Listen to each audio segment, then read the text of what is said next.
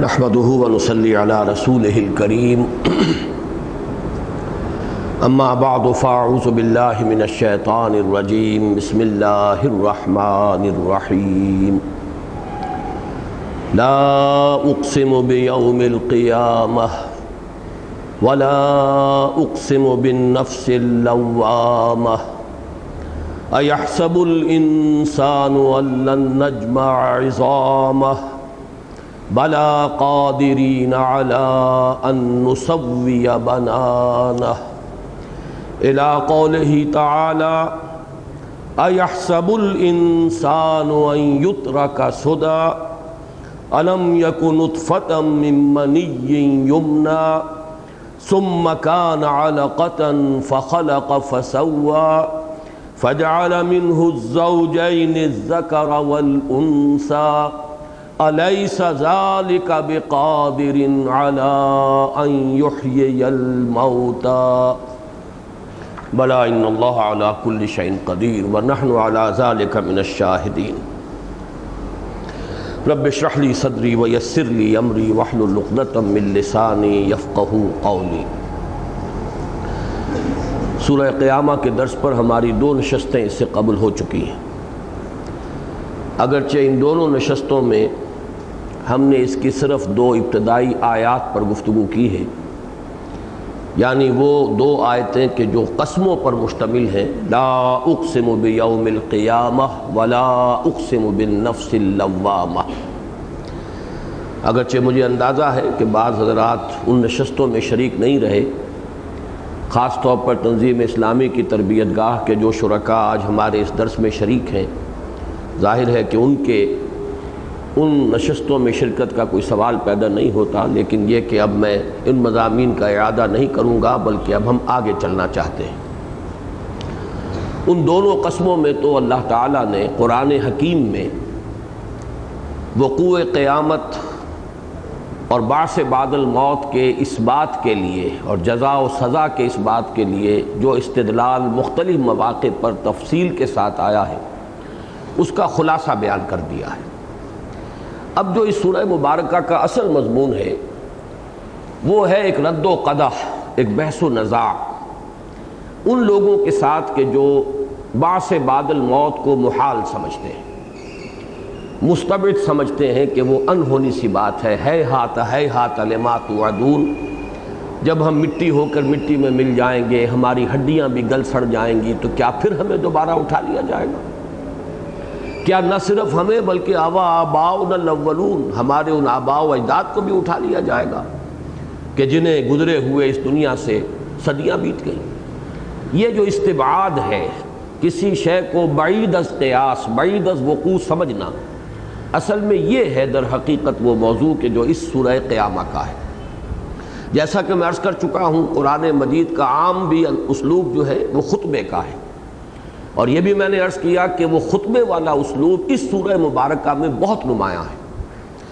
اب خطبے میں آپ کو معلوم ہے کہ ایک مخاطب ہوتا ہے، خطبہ دینے والا خطیب، اور وہ مخاطب ہوتے ہیں جن سے کہ وہ گفتگو کر رہا ہے، جن سے وہ خطاب کر رہا ہے۔ تو مخاطب کا تعین ہو جانا چاہیے کہ اس جگہ پر کون مخاطب ہے، اس لیے کہ انکار قیامت کے بھی اگرچہ ویسے تو میں نے متعدد مواقع پر بیان کیا ہے کہ بہت سی قسمیں ہیں، 6-7 قسم کے ہیں منکرین قیامت، لیکن ان کو آپ جمع کر لیجئے کہ 3 بڑی بڑی قسمیں ہیں۔ ایک تو وہ مادیین یا دہریین ملحدین کہ جو سرے سے نہ خدا کو مانتے ہیں نہ آخرت کو مانتے ہیں۔ دوسرے وہ کہ جو کسی نہ کسی درجے میں خدا کو مانتے ہیں، کوئی ایسی ہستی جو اس کائنات کی خالق ہے، جس نے اس کو بنایا ہے۔ پھر خاص طور پر وہ کہ جو یہ بھی مانتے ہیں کہ تخلیق کائنات میں کوئی اس کا ساجھی نہیں ہے، وہی ہے کہ اس نے اس کائنات کو بس اپنی ہی ذات سے اور اپنی ہی قدرت سے اور اپنی ہی قوت سے تخلیق فرمایا ہے۔ پھر یہ کہ لیکن اس کے بعد وہ استبعاد محسوس کرتے ہیں، بعید سمجھتے ہیں مردوں کے دوبارہ زندہ ہو جانے کو۔ تیسری قسم ان لوگوں کی ہے جو خدا کو بھی مانتے ہیں، آخرت کو بھی مانتے ہیں، لیکن ماننے کے بعد کوئی اور ایسا عقیدہ یا خیال ان کے دلوں میں بیٹھ گیا ہے کہ جس کی بنا پر ان کا ماننا نہ ماننے کے برابر ہو گیا۔ مثلاً یہ کہ شفاعت باطلہ کا عقیدہ کہ بعث بعد الموت تو ہے، ہم دوبارہ اٹھائے بھی جائیں گے، حساب کتاب بھی ہوگا، لیکن ہمارے وہاں شفعاء ہیں، بچانے والے ہیں، سفارشی ہیں۔ اب ظاہر بات ہے کہ اگر سفارشی ہیں اور سفارشوں سے بچ جانا ہے تو اب وہ خوف جو طاری ہونا چاہیے اور لاحق ہونا چاہیے وقوع قیامت کا اور جزا و سزا کا، وہ زائل ہو جائے گا۔ گویا کہ ایمان بالآخرہ اگر ہے بھی تو غیر مؤثر ہو جائے گا، یا اسی کی ایک شکل یہ کہ ہم تو اللہ کے محبوب ہیں، چہیتے ہیں، یہ حساب کتاب تو دوسروں کے لیے ہے، ہمارے لیے نہیں ہے۔ ہمیں تو وہ اگر جہنم میں ڈالے گا بھی تو گنتی کے چند دن، ہمیں تو بہرحال نکال لیا جائے گا۔ شاید دوسروں کی آنکھوں میں دھول جھونکنے کے لیے، صرف ڈرامہ رچانے کے لیے ہمیں بھی، تاکہ لوگوں کی زبانیں بند ہو جائیں، ہمیں بھی داخل کر دیا جائے گا، لیکن فوراً نکال لیا جائے گا۔ اچھا، یہ محبوب ہونے کے بھی پھر آئندہ اس کے دو شاخیں رہی ہیں۔ یا تو لوگوں نے اپنی اس دنیا کے اندر دولت مندی اور جو بھی اللہ نے انہیں حیثیت عطا فرمائی، مال اور اولاد کی فراوانی، اس کو انہوں نے بنیاد بنایا کہ جب اللہ نے ہمیں یہ سب کچھ دیا ہے تو ہم یقیناً اس کے چہیتے ہیں، لاڈلے ہیں۔ جب یہاں ہم اس کے لاڈلے اور چہیتے ہیں اور اس کی نعمتوں سے ہم بہرہ اندوز ہو رہے ہیں، تو آخرت میں بھی بہرحال اللہ کے ہم چہیتے ہیں، ہم پر یہ حساب کتاب لاگو نہیں ہوگا۔ یا یہ ہوتا ہے کہ ہم کسی سے نسبت رکھتے ہیں، ہم ابراہیم کی نسل سے ہیں، نحن ابناء اللہ و احباؤہ، ہم تو اس نسلی تعلق کی وجہ سے اللہ کی اولاد کے مانند ہیں، بیٹوں کے مانند ہیں، ہم تو اس کے بڑے چہیتے ہیں۔ یا جیسے آج ہمارے ذہن میں امت مرحوم سے تعلق ہے، جو کچھ بھی ہے لیکن تیرے محبوب کی امت میں ہے، یہ اسی کے ذیل کا ایک خیال ہے۔ ایک آخری شکل جو ہے اس تیسری کی، یہ میں سب ڈویژنز بیان کر رہا ہوں، کہ شیطان دھوکہ دیتا ہے انسان کو اللہ تعالیٰ کی شان غفاری کا، وہ بڑا غفور ہے، بڑا رحیم ہے، کہاں چھوٹی چھوٹی باتوں پر پکڑ کرے گا، وہ کوئی خردہ گیر نہیں ہے انسانوں کی طرح، وہ کوئی لوگوں کو عذاب دے کر خوش ہونے والی ہستی نہیں ہے، وہ کوئی سیڈسٹ نہیں ہے کہ لوگوں کو تکلیف میں ڈال کر جو ہے اسے کوئی مسرت یا خوشی حاصل ہوتی ہو۔ اب یہ اللہ تعالیٰ ہی کی شان رحیمی، شان غفاری کی حوالے سے انسان کو دھوکہ دیا جا رہا ہے، یا انسان اپنے آپ کو دھوکہ دے رہا ہے۔ تو میں نے تین قسمیں بیان کی ہیں، منکرین بعث بعد الموت، یا منکرین قیامت، یا منکرین جزا و سزا کی۔ ان میں سے ظاہر بات ہے یہ تیسری قسم، جس کی میں نے کئی سب ڈویژنز آپ کے سامنے رکھ دیں، یا شفاعت باطلہ کا تصور، یا اپنے اللہ کے ساتھ کسی خصوصی تعلق اور خصوصی استحقاق کا معاملہ، یا اللہ تعالیٰ کی شان غفاری پر دھوکہ کھا جانا، ما غرک بربک الکریم۔ ظاہر بات ہے کہ اس قسم کے جو منکرین ہیں ان سے اس صورت میں خطاب نہیں ہے، پہلی قسم کے منکرین سے بھی خطاب نہیں ہے، اس لیے کہ یہاں آپ اس کو بین السطور میں دیکھیں گے کہ مخاطب وہی ہیں اہل عرب جو اصل مخاطب تھے محمد الرسول اللہ صلی اللہ علیہ وسلم کے، اصل بھی کہیے اور یوں کہیے کہ اولین مخاطب تھے۔ ویسے تو حضور کا مخاطب جو ہے ہر انسان ہے، پوری نوع انسانی، اس لیے کہ حضور کی بعثت ہوئی ہے وَمَا أَرْسَلْنَاكَ إِلَّا كَافَّةً لِلنَّاسِ بَشِيرًا وَنَذِيرًا، پوری نوع انسانی کے لیے۔ لیکن اولین مخاطب اہل عرب تھے۔ اہل عرب میں ظاہر ہوتا ہے قرآن مجید کے بعد مقامات سے کہ خالص ملحد بھی تھے، لیکن وہ آٹے میں نمک کے برابر، جو نہ کسی خدا کو ماننے والے تھے، نہ ظاہر بات ہے جب خدا ہی کو نہیں مانتے تو آخرت اور بعث بعد الموت کا سوال ہی پیدا نہیں ہوتا، لیکن تھے وہ آٹے میں نمک کے برابر۔ اکثر و بیشتر لوگ جو ہیں وہ تھے جو خدا کو مانتے تھے، یہ بھی مانتے تھے کہ تخلیق کائنات میں کوئی اس کا ساجی نہیں، وہ اکیلا تنہا ہے خالق اس کائنات کا، جیسا کہ بار بار آتا ہے وَلَئِن سَأَلْتَهُم مَّن خَلَقَ السَّمَاوَاتِ وَالْأَرْضَ لَيَقُولُنَّ اللَّهُ، اے نبی اگر آپ ان سے پوچھیں گے کہ آسمانوں اور زمین کو کس نے تخلیق فرمایا، یہ فوراً کہیں گے اللہ نے تخلیق فرمایا، اس میں انہیں اختلاف نہیں ہے۔ لیکن اب اس کے بعد جب وہ آخرت کو مستبعد سمجھتے تھے، انہونی شے سمجھتے تھے، یوں سمجھتے تھے کہ یہ تو بعید از قیاس اور بعید از وقوع ہے، تو اس پر ان کے اوپر حجت قائم کی گئی ہے در حقیقت اللہ تعالیٰ کی صفت قدرت کے حوالے سے۔ اسی لیے میں نے دیکھیے شروع کی چند آیات پڑھی اور آخر کی چند آیات پڑھی، اول و آخر جو ہے اس سورہ کا آ کر جمع ہو گیا ہے۔ چنانچہ آج جو ہمیں آیت پڑھنی ہے اَیَحْسَبُ الْإِنسَانُ أَن لَّن نَّجْمَعَ عِظَامَهُ، کیا انسان یہ سمجھتا ہے کہ ہم اس کی ہڈیوں کو جمع نہیں کر سکیں گے؟ بلا قادرین علی ان نسوی بنانہ۔ اب اس پر ایک جواب تو وہ دیا ہے جو پھر اسی انداز کا ہے جو میں پچھلی مرتبہ بڑی وضاحت سے بیان کر چکا ہوں دلیل اس میں منطقی نہیں ہے، اس میں دلیل اذعانی ہے، خطابی ہے، دلیل خطابی۔ بلا قادرین علی ان نسوی بنانا، کیوں نہیں، ہم پوری طرح قدرت رکھتے ہیں اس پر کہ اس کی ایک ایک پور کو درست کر دیں۔ اور یہ یہاں سے شروع کر کے ختم کہاں ہوا؟ اس میں انسان کی تخلیق کے جو مراحل ہیں، جو اس کی مادی تخلیق ہے، جسمانی تخلیق ہے، ان کا ایک تذکرہ کیا گیا کہ یہ تو ہر انسان مانتا ہے کہ وہ گندے پانی کی ایک بوند سے بنا ہے۔ تو کس نے بنایا اسے؟ وہ ہستی کہ جس نے اس گندے پانی بوند کو جو ٹپکا دی گئی تھی۔ اَيَحْسَبُ الْإِنسَانُ، دیکھیے یہ آخر میں پھر وہی انداز ہے، اَيَحْسَبُ الْإِنسَانُ أَن لَّن نَّجْمَعَ عِظَامَهُ اَيَحْسَبُ الْإِنسَانُ أَن يُتْرَكَ سُدًى أَلَمْ يَكُ نُطْفَةً مِّن مَّنِيٍّ يُمْنَىٰ ثُمَّ كَانَ عَلَقَةً فَخَلَقَ فَسَوَّىٰ فَجَعَلَ مِنْهُ الزَّوْجَيْنِ الذَّكَرَ وَالْأُنثَىٰ أَلَيْسَ ذَٰلِكَ بِقَادِرٍ عَلَىٰ أَن يُحْيِيَ الْمَوْتَىٰ۔ یہاں وہ دلیل آ گئی کہ یا تو تم انکار کرو خدا کا، یا تم یہ کہو کہ وہ ہر شے پر قادر نہیں۔ اگر مانو گے اس کو، جب خدا کو مانو گے کسی درجے میں بھی مانو گے، اومنی پوٹنٹ ماننا پڑے گا، علی کل شیء قدیر ماننا پڑے گا، وہ اس کا لازمی وصف ہے، اس کی لازمی صفت ہے۔ پھر اس کی وہ جو قدرت کا ایک مظہر جو ہے تمہارے سامنے موجود ہے، تمہیں معلوم ہے کہ تم گندے پانی کی ایک بوند تھے، پھر وہ ایک خون کی جمے ہوئے خون کی پھٹکی کی شکل تھی، پھر اسی کو بنایا ہے، تسویہ اور تخلیق کے مختلف مراحل سے اس نے گزارا ہے،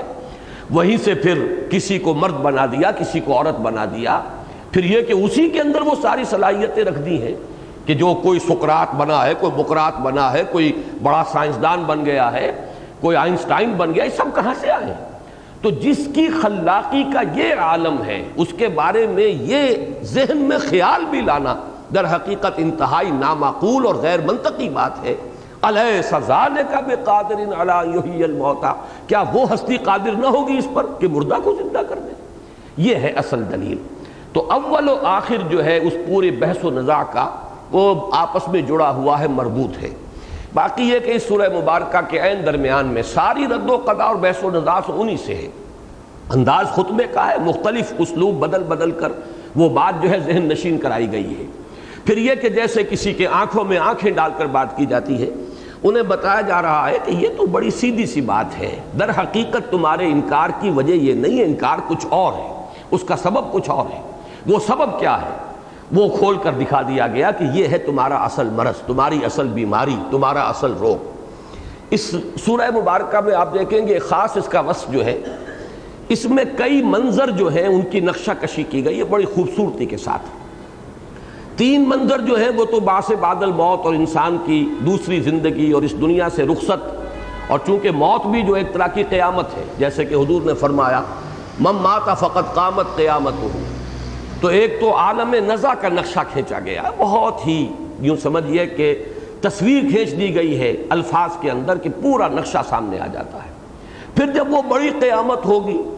تو جو وہ ہولناک حوادث ظاہر ہوں گے، جسے کہا گیا ان زلزلۃ الساعۃ شیء عظیم، ایک نقشہ اس کا دکھا دیا گیا، ایک جھلک اس کی دکھا دی گئی، اس کی بھی منظر کشی کی گئی۔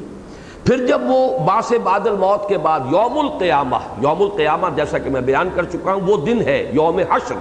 جس دن کے یوم یقوم الناس لرب العالمین، تمام نوع انسانی تمام جہانوں کے پروردگار کے سامنے کھڑی ہوگی اپنے محاسبے کے لیے۔ تو یہ تین نقشے تو وہ ہیں کہ جو وہ قیامت صغریٰ، ہر انسان کی قیامت یعنی موت، پھر یہ کہ وہ قیامت کبریٰ جب آئے گی زلزلۃ الساعہ، پھر بعث بعد الموت کا منظر کہ جب کہ میدان حشر میں لوگ کھڑے ہوں گے، تین منظر تو وہ ہیں۔ پھر ایک منظر دکھایا گیا ہے ان منکرین کے اندر جو تکبر تھا، جو شان استغناء، جس طرح وہ حضور صلی اللہ علیہ وسلم کا استہزاء کرتے تھے، تو استہزاء کا نقشہ بھی آیا ہے اور ان کا تکبر اور ان کے استغناء کا نقشہ بھی آیا ہے۔ تو اس سورہ مبارکہ میں جس کو ہم تصویر لفظی کہتے ہیں، الفاظ میں کسی ایک واقعے کا اور ایک کسی منظر کا ایسا نقشہ کھینچ دینا کہ ایسے محسوس ہو مخاطب کو کہ جیسے وہ اسے اپنی آنکھوں سے دیکھ رہا ہے، تو اس سورہ مبارکہ کے اندر جو ہے یہ مناظر خاص طور پر سامنے آئیں گے۔ ایک اس کے عین وسط میں مضمون آیا ہے، وہ ذرا اس عام مضمون کی لڑی سے ذرا ہٹا ہوا معلوم ہوتا ہے، اور وہ ہے حضور سے خطاب، اور اس کے اندر خاص طور پر قرآن مجید سے متعلق بعض اہم باتیں آئی ہیں، وہ پھر میں اس کے جو اس کا مقام اور محل ہوگا اس میں اس کی وضاحت کروں گا۔ اب ہم شروع کر رہے ہیں اَيَحْسَبُ الْإِنسَانُ أَن لَّن نَّجْمَعَ عِظَامَهُ، بلکہ اس سے پہلے یہ سمجھ لیجئے کہ جب دو قسمیں یہاں آئیں، لا اقسم بیوم القیامہ ولا اقسم بالنفس اللوامہ، تو اب منطقی طور پر انسان کا ذہن تلاش کرتا ہے کہ یہ دو قسمیں کس چیز پر کھائی گئیں۔ مقسم علیہ وہ یہاں محذوف ہے، اور مقسم علیہ کو محذوف کرنے سے در حقیقت کسی شے کی اور قطعیت جو ہے، اس درجے وہ شے حقیقت کبریٰ ہے کہ وہ گویا کہ اس کو بیان کرنے کی بھی ضرورت نہیں۔ البتہ اگر اس حذف کو کھولا جائے تو وہ خطبہ جو میں نے اپنے پہلے درس میں بھی بیان کیا تھا، پھر ہمارے اس کتابچے میں بھی موجود ہے، دعوت اللہ، اس میں جب حضور نے قسم کھا کر کہا ہے واللہ، اب یہاں سے بات شروع ہوتی ہے، لَتَمُوتُنَّ كَمَا تَنَامُونَ ثُمَّ لَتُبْعَثُنَّ كَمَا تَسْتَيْقِظُونَ ثُمَّ لَتُحْسَبُنَّ بِمَا تَعْمَلُونَ ثُمَّ لَتُجْزَبُنَّ بِالْإِحْسَانِ إِحْسَانًا وَبِالسُّوءِ سُوءًا وَإِنَّهَا لَجَنَّةٌ أَبَدًا أَوْ لَنَارٌ أَبَدًا۔ یوں سمجھیے کہ یہ پورا خطبہ جو ہے در حقیقت وہ جواب قسم ہے جو یہاں محذوف ہے، جسے کہ نبی اکرم صلی اللہ علیہ وسلم نے اپنے الفاظ کے اندر کھول کر بیان کر دیا۔ خدا کی قسم تم سب پر موت وارد ہو کر رہے گی جیسے کہ تم روزانہ رات کو سو جاتے ہو، اور پھر خدا کی قسم تمہیں لازماً اٹھا لیا جائے گا جیسے کہ تم روزانہ صبح کو بیدار ہو جاتے ہو۔ پھر یقیناً تمہارا محاسبہ ہوگا ان اعمال کا جو تم کر رہے ہو، پھر یقیناً تمہیں جزا دی جائے گی، بھلائی کا بھلا بدلہ، برائی کی بری سزا، اور وہ یا تو پھر جنت ہے ہمیشہ ہمیش کے لیے، اور یا آگ ہے ہمیشہ ہمیش کے لیے۔ تو یہ گویا کہ جواب قسم ہے جو یہاں محذوف ہے۔ اب اس کے بعد جو ہے وہ رد و قضا اور بحث و نزاع شروع ہوئی۔ اَيَحْسَبُ الْإِنسَانُ أَن لَّن نَّجْمَعَ عِظَامَهُ، کیا انسان یہ سمجھتا ہے کہ ہم اس کی ہڈیوں کو جمع نہ کر سکیں گے؟ یہ وہی استبعاد، انہونی سی بات، بہت مشکل، محال سمجھنا اس کا۔ اس میں تفسیری سوال یہ ہے کہ انسان سے مراد کیا ہے، چونکہ الف لام لام تعریف لگا ہوا ہے، تو ایک تو امکان یہ ہے کہ کوئی معین انسان پیش نظر ہو، کوئی معین انسان جس نے کہ حضور کے سامنے آ کر بڑی ڈٹائی کے ساتھ آخرت کا انکار کیا ہو اور بعث بعد الموت کی نفی کی ہو، تو اس کے حوالے سے شاید یہ گفتگو کی جا رہی ہے۔ چنانچہ روایات سے معلوم ہوتا ہے کہ ایک شخص تھا عدی ابن ابی ربیعہ، اور یہ اخنس ابن شریق کا داماد تھا۔ اخنس ابن شریق جو ہے وہ قریش کے سرداروں میں سے تھا، اور حضور کے جو سب سے زیادہ ایذا پہنچانے والے تھے مکے میں جو لوگ کفار میں سے، ان میں سے ایک وہ بھی ہے، ابو جہل، عقبہ ابن ابی معیط، اخنس ابن شریق، اس کا یہ داماد ہے۔ اور ان دونوں کے بارے میں حضور صلی اللہ علیہ وسلم کی ایک دعا بھی آتی ہے کہ پروردگار مجھے ان دونوں کے شر سے، غالباً بہت پڑوسی تھے، قریبی پڑوسی تھے حضور کے، اور پریشان کرتے رہتے تھے، تو یہ دعا آئی ہے کہ اللہم اکفنی شر جاری سو، اے اللہ مجھے اپنے ان جو برے پڑوسی ہیں ان کے شر سے اپنی حفاظت اور اپنے امان میں رکھ، کفایت فرما میرے لیے، میری طرف سے مدافعت فرما۔ تو ایک تو رائے یہ ہے، اور روایت میں یہ آتا ہے کہ اس شخص نے آ کر بڑی ڈٹائی سے کہا کہ کیا کہتے ہو محمد تم آخرت کے بارے میں؟ حضور نے جب بات سمجھائی صلی اللہ علیہ وسلم تو اس نے یہ کہا کہ خدا کی قسم اگر میں اپنی آنکھوں سے بھی دیکھ لوں جو تم کہہ رہے ہو تب بھی میں تمہاری تصدیق نہیں کروں گا۔ کیسے ہو سکتا ہے یہ انسان جو ہے اس طریقے سے مٹی میں مٹی ہو کر مل جائے پھر جمع ہو جائے؟ تو ایک رائے تو یہ ہے کہ یحسب الانسان میں مراد وہ عدی ابن ابی ربیعہ ہے۔ ایک رائے حضرت عبداللہ ابن عباس کی ہے رضی اللہ تعالی عنہ، اور اس سے پہلے تو میرا ذہن ادھر زیادہ منتقل نہیں ہوا تھا، آج میں نے جب زیادہ غور کیا ہے سورہ مبارکہ پر تو مجھے ان کی رائے بڑی قوی معلوم ہوئی، اور وہ یہ کہ اس سورہ مبارکہ میں جو الانسان کے حوالے سے بات ہو رہی ہے وہ ابو جہل ہے، اس لیے کہ وہ سب سے زیادہ آؤٹ سپوکن تھا حضور کی مخالفت میں، اور اسی کے بارے میں آخر میں بھی جو آیا ہے ثم ذهب الى اهله يتمطى، اس کے بارے میں بھی روایت آتی ہے کہ اس میں جو نقشہ کھینچا گیا ایک متکبر انسان کا کہ اکڑتا ہوا، یعنی گویا کہ حضور کی بات کو رد کرتے ہوئے، مذاق اڑاتے ہوئے پھر اکڑتا ہوا اپنے گھر کی طرف چل دیا، اس کے بارے میں روایت آتی ہے کہ وہ بھی ابو جہل تھا، اس کے ساتھ یہ واقعہ پیش آیا تھا۔ حضور نے اسی سے کہا تھا اولا لک فاولا ثم اولا لک فاولا، اور پھر وہی الفاظ ہیں کہ جو وحی قرآنی نے بھی اختیار کیے اور وہی الفاظ قرآن مجید میں بھی نازل ہو گئے۔ تو میں بھی یہ سمجھتا ہوں کہ جیسے ولید ابن مغیرہ، اس کا ذکر قرآن مجید میں دو مقامات پر ہے، سورہ نون میں بھی ہم تفصیل سے پڑھ چکے اسی کا ذکر ہے، پھر سورہ مدثر میں تعین کے ساتھ اسی کا ذکر ہے۔ اسی طرح ابو جہل کا معاملہ ہے کہ وہ بھی مخالفین میں چونکہ اہم ایک شخصیت کا حامل تھا، اور قریش کی جو بھی ہائرارکی تھی اس میں اس کا ایک مقام تھا، بڑی اہمیت کا حامل شخص. تو اس کا ذکر بھی دو صورتوں میں، ایک تو جو پہلی وحی کے ساتھ ملحق ہیں آیات، وہ سورہ علق میں جس کا ذکر ہے وہ ابو جہل ہے. دوسرے یہ کہ اس سورہ قیامہ میں بھی حضرت عبداللہ ابن عباس کا یہ قول جو ہے مجھے وقیع معلوم ہوا ہے کہ اس میں الانسان سے مراد ابو جہل ہے. البتہ یہ کہ یہ بات ذہن میں رکھیے کہ ایک ہے تعویل خاص، اس میں ہم یہ تحقیق کریں گے اور اگر روایات ملتی ہیں تو وہ بات بالکل ہمارے نزدیک قابل قبول ہوگی. لیکن یہ کہ یہ نہیں سمجھنا چاہیے کہ بس اسی کے بارے میں بات کہی جا رہی ہے. یہ عام ہے، الانسان جو بھی تکذیب کرنے والا ہے باس بعد الموت کی، جو بھی اسے محال سمجھتا ہے، مشکل سمجھتا ہے، انہونی بات سمجھتا ہے، بہت دور کی کوڑی سمجھتا ہے، وہ سب اس کے اندر الانسان چونکہ لام جنس بھی ہوتا ہے تو گویا کہ وہ تمام لوگ اس کے اندر شریک ہیں کہ جو کسی بھی درجے میں باس بعد الموت کو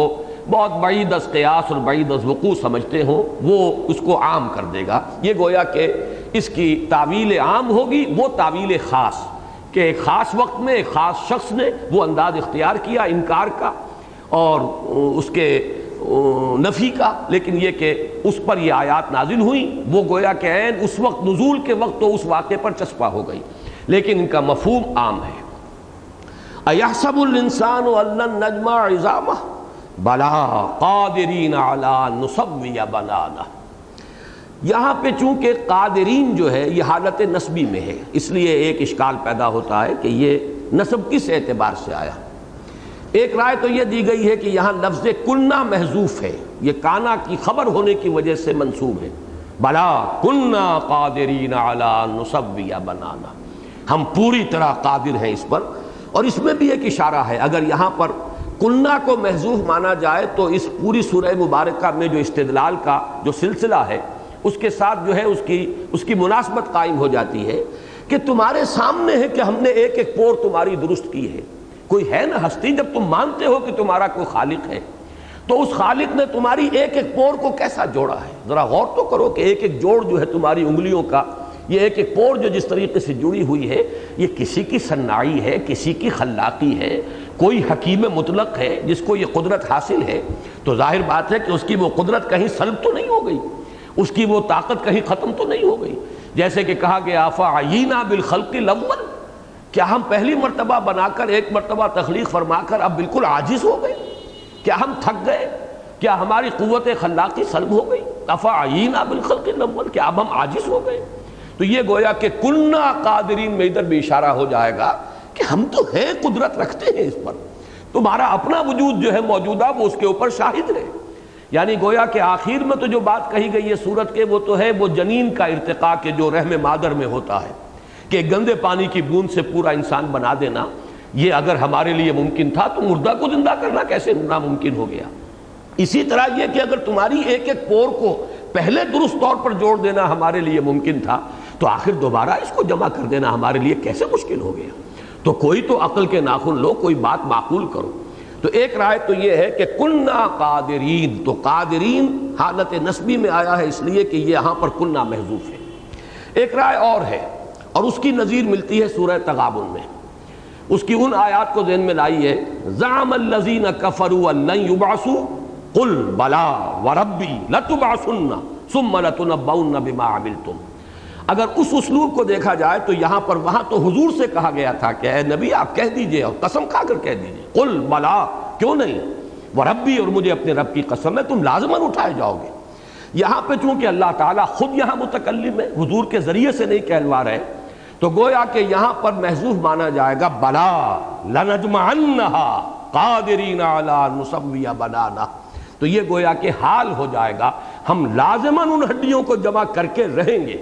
اور اس حال میں کہ ہمیں پوری قدرت حاصل ہے کہ ہم اس کی ایک ایک پور کو درست کر دیں. لنجمعنها، ہم لازماً جمع کریں گے اسے، قادرین علی ان نسوی بنانا، گویا کہ یہ حال ہوگا. لیکن جیسا کہ میں عرض کر چکا ہوں یہ سب اذعانی انداز ہے، خطابی انداز ہے، اس میں دلیل منطقی نہیں ہوگی. پھر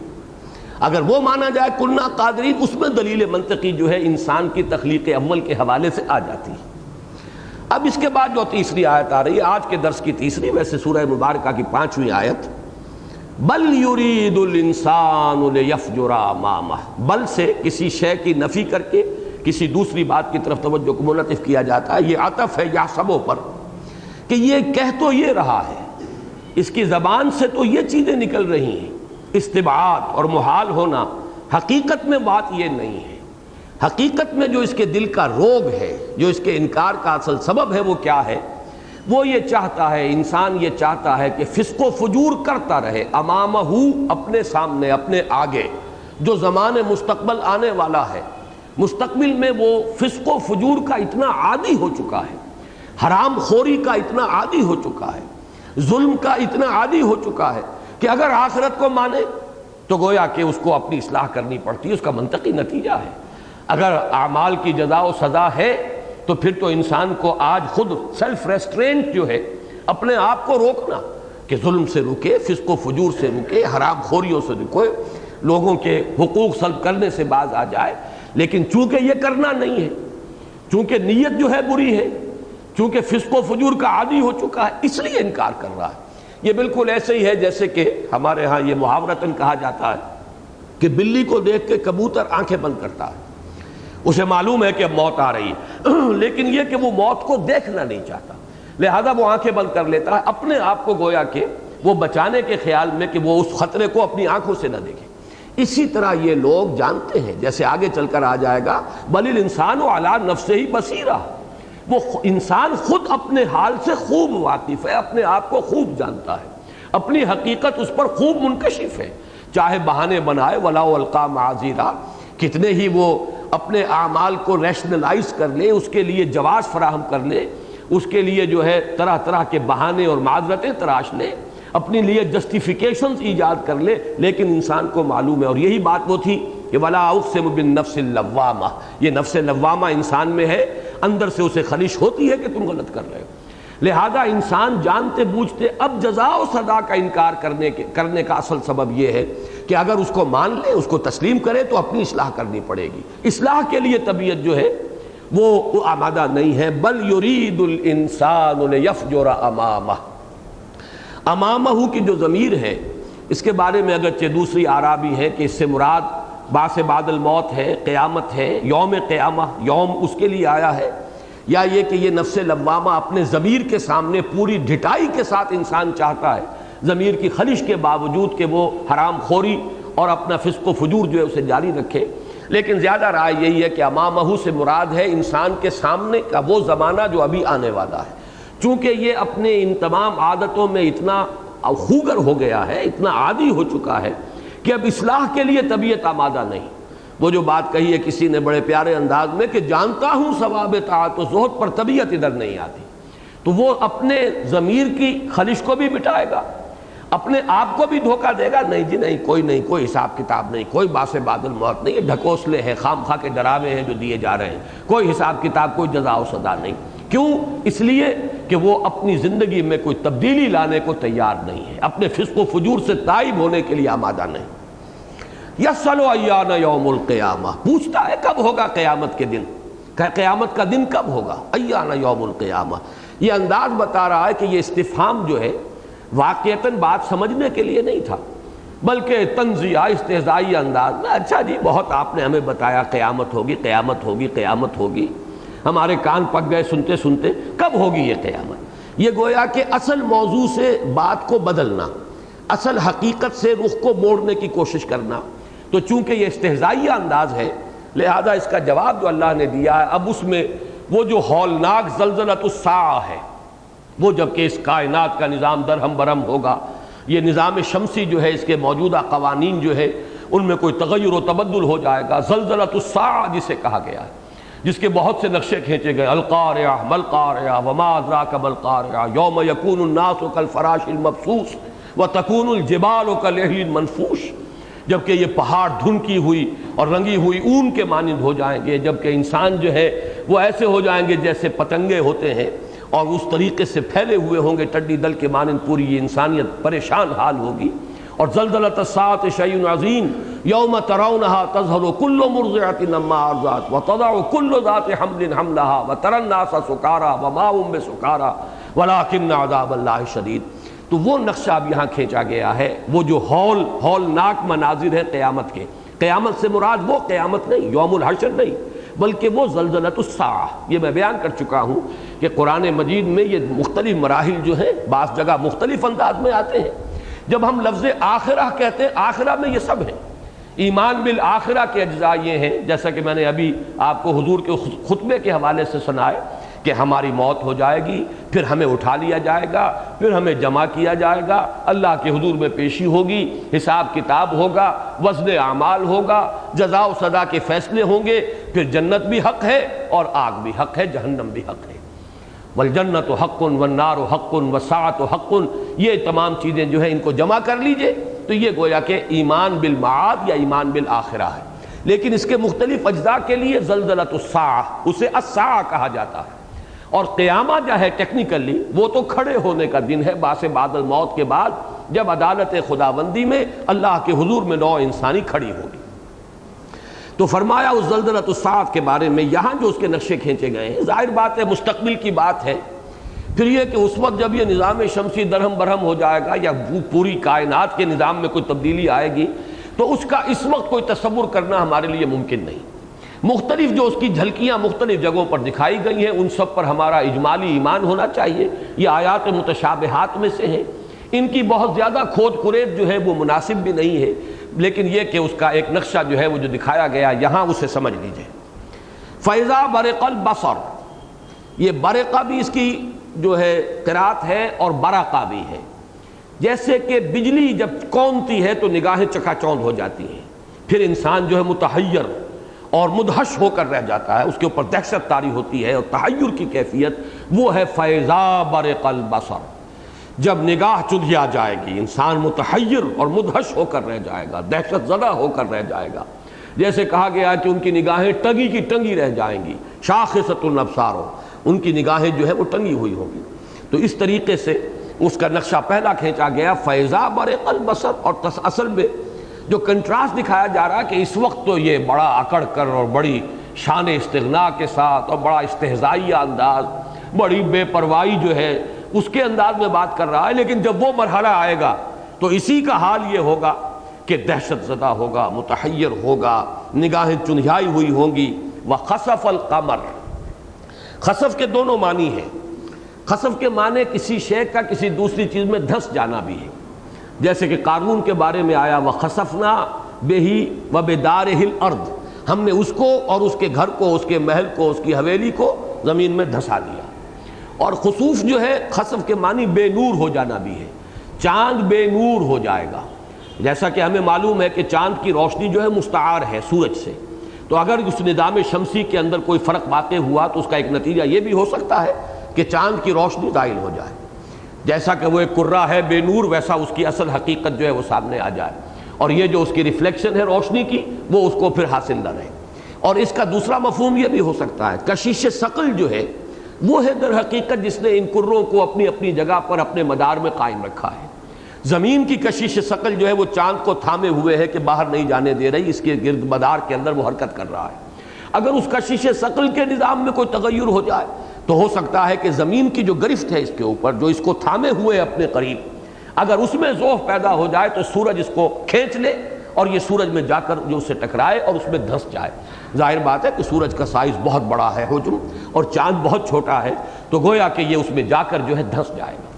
دونوں اس کے مفہوم جو ہیں اور وہ اب سمجھ میں آنے والی باتیں ہیں، اس لیے کہ سائنس کی یہ حقیقتیں اس درجے تو انسان پر منکشف ہو چکی ہیں کہ یہ چیزیں اب ہمیں کوئی چیزتا نظر نہیں آتی. ایسا نہیں ہے کہ انہونی بات ہو، وہ تو اب جو بھی حقائق ہمارے سامنے موجود ہیں ان کے اعتبار سے بڑی آسانی سے ان کی تعویل اور توجیح اور ان کے بارے میں ان کے جو منطقی جو ہے وہ ہم تعویل کر سکتے ہیں. وَخَسَفَ الْقَمَرُ وَجُمِعَ الشَّمْسُ وَالْقَمَرُ. جمع کر دیے جائیں گے چاند اور سورج. اگر تو خسف کے معنی دھس جانا ہے تب تو وہ بات گویا کہ اسی کی وضاحت کر دی گئی. یہ چاند اور سورج علیحدہ علیحدہ ان کا وجود ختم ہو جائے گا، چاند دھس جائے گا سورج کے اندر، تو گویا کہ وہ جمع ہو گئے. لیکن ایک اس کا مفہوم یہ بھی ہو سکتا ہے کہ چونکہ سورج نکلتا ہے مشرق سے، چاند مغرب سے طلوع ہوتا ہے، تو جیسے کہ بعض روایات میں آتا ہے قرب قیامت کی علامتوں میں سے کہ سورج کا طلوع بھی مغرب سے ہوگا. ہو سکتا ہے کہ زمین کی گردش جو ہو رہی ہے وہ اس وقت تو ہو رہی ہے مغرب سے مشرق کی طرف، لیکن یہ ہو سکتا ہے کہ یہ اس کی گردش جو ہے وہ بدل جائے تو اس کے نتیجے میں سورج جو ہے وہ مغرب سے طلوع ہونا شروع ہو جائے، اور چونکہ روایات میں آیا ہے تو جمع ہو جانا سورج کا اور چاند کا بئی معنی ہو کہ در حقیقت دونوں کے دونوں جو ہیں بجائے مخالف سمتوں سے طلوع ہونے کے وہ ایک ہی سمت سے طلوع ہونے لگے، یہ بھی گویا کہ جمع کی ایک شکل ممکن ہے۔ وَجُمِعَ الشَّمْسُ وَالْقَمَرُ، اب اصل مضمون وہ آ گیا، یہی انسان یقول الانسان یومئذ این المفر، یہ ساری اس کی اکڑ فونی جو ہے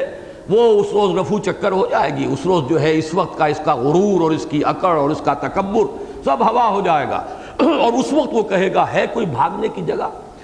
مفر جائے فرار، جہاں پر جا کر انسان کہیں چھپ جائے، کہیں بھاگ جائے اس آنے والی مصیبت سے، کہیں جو ہے اس کو پناہ مل جائے۔ کلا لا وزر، کہہ دیا جائے گا، یا یہ کہ یہ کہہ دیا جانا قولاً نہ ہو، تصویر حال ہو کہ جیسے ہی انسان یہ سوچے گا کوئی بھاگ جانے کی جگہ، خود ہی اس پر منکشف ہو جائے گا کہ نہیں، کوئی پناہ نہیں، آج کوئی پناہ کی جگہ نہیں۔ وزر کے معنی جائے پناہ، جہاں پر کہ انسان اپنے بچاؤ کے لیے کہیں جا کر چھپ جائے، اور یہ بنا ہے لفظ وزر سے، وزر کہتے ہیں بوجھ کو، تو وزر ہے کو بھاری شے، بھاری شے جو ہے بڑی شے، ثقیل شے، بھاری شے، وہ کسی انسان کے لیے پناہ گاہ بنتی ہے۔ پہاڑ کو خاص طور پہ یہاں پہ پہاڑوں پر چڑھتا ہے انسان کسی مصیبت سے بچنے کے لیے۔ ساوی الی الجبل الی جبل یعصمنی من الماء، حضرت نوح علیہ السلام کے بیٹے نے بھی کہا تھا کہ میں پہاڑ پر چڑھ جاؤں گا، اور وہ نقشہ بھی ذہن میں لے آئیے کہ غزوہ احد میں بھی جب مسلمانوں کو عارضی طور پر ایک شکست سے سابقہ پیش آیا ہے تو حضور اور آپ کے صحابہ جبل احد کی طرف چڑھے ہیں، اور اسی ذریعے سے اس وقت جو ہے وہ بچاؤ حاصل ہوا۔ تو اسی کے حوالے سے یہ لفظ آیا ہے کلا لا وزر، نہیں کوئی پناہ گاہ نہیں ہے، کوئی نہ جائے فرار ہے، نہ کہیں جا کر چھپ کر اور پناہ لینے کے کا کوئی امکان ہے۔ الی ربک یومئذ المستقر،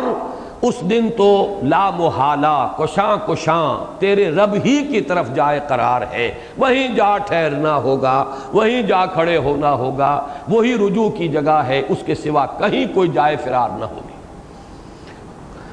یُنَبَّأُ الْإِنسَانُ یومئذ بما قدم وأخر، اب وہ جائے قرار کیوں ہوگی،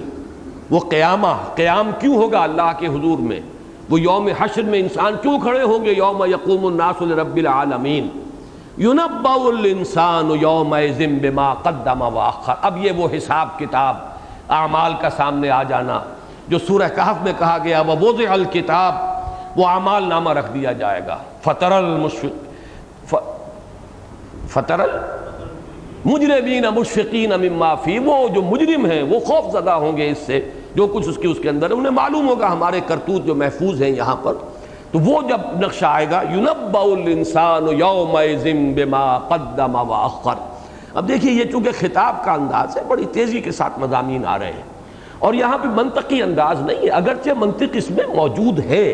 جیسے کہ ایک تسبیح کے اندر ڈور ہوتی ہے نظر نہیں آتی، نظر تو وہی آئیں گے وہ دانے جو ہیں، لیکن ڈور موجود ہے۔ تو فرمایا یُنَبَّأُ الْإِنسَانُ یومئذ بما قدم وأخر، اور یہ تنبیہ نبع سے ہے، یُنَبَّأ بتا دیا جائے گا، جتلا دیا جائے گا، ایک لفظ ہے تنبیہ اور ایک ہے تنبیہ حمزہ کے ساتھ، تو نبع خبر، بڑی خبر، یُنَبَّأ بتا دیا جائے گا، جتلا دیا جائے گا، باخبر کر دیا جائے گا انسان کو۔ یُنَبَّأُ الْإِنسَانُ یومئذ بما قدم وأخر، اس دن انسان کو جتلا دیا جائے گا، کھول کر بتا دیا جائے گا جو اس نے آگے کیا، جو پیچھے کیا۔ یہ لفظی ترجمہ میں نے کیا ہے بما قدم وأخر، لیکن ان دونوں الفاظ کے کئی مفہوم ہو سکتے ہیں، دو مفہوم جو ہے ان کو ضرور ذہن میں رکھنا چاہیے۔ بما قدم جو آگے بھیجا، تقدیم کے معنی آگے بڑھانا، تاخیر پیچھے کرنا۔ ہر انسان کے اعمال خواہ و صالحات ہوں خواہ سیئات، ان کے دونوں حصے ہیں۔ ایک تو اپنی زندگی میں ہم آگے بھیج رہے ہیں عمل، وہ ہمارے سے پہلے پہنچ کر اللہ کے ہاں اس نامہ اعمال میں درج ہو رہے ہیں، بلکہ بعض روایات سے معلوم ہوتا ہے کہ ہر ہمارا قول جو ہے، اگر وہ قول جو ہے وہ حسنہ ہے، اچھا ہے، عمدہ بات ہے، وہ جو کلمت جو کہا گیا ہے قرآن مجید میں کہ ایک جو کلمہ طیبہ کی مثال جو ہے ایک بہت بڑے اور بڑے پاکیزہ اور بہت اچھے درخت کی مثال ہے، تو ہر کلمہ جو آپ کی زبان سے نکلتا ہے، سبحان اللہ، الحمدللہ، یہ گویا کہ ایک بیج ہے جو جنت میں جا کر وہ ایک درخت کی شکل اختیار کرے گا اور یہ پروان چڑھیں گے، اور یہ تمام جو ہمیں باغات ملیں گے جنت میں انشاءاللہ وہ یہی کلمات طیبات ہیں کہ جو ہماری زبان سے یہاں ادا ہوتے ہیں۔ تو یہ تو گویا کہ آگے ہے جو ہم بھیج رہے ہیں۔ اسی طرح جس کے اعمال سیئہ ہیں وہ گویا کہ آگے درج ہو رہا ہے حساب، وہ ڈیبٹ ہوتا چلا جا رہا ہے اس کا کھاتا، لیکن ان اعمال کے اثرات بھی ہوتے ہیں جو انسان کے مرنے کے بعد بھی جاری رہتے ہیں۔ آپ نے کوئی اچھا کام کیا، اس کے اثرات آپ کے بعد بھی باقی رہے، یہ حساب میں درج ہوتا رہے گا۔ یہی ہمارے ہاں تصور ہے صدقہ جاریہ کا۔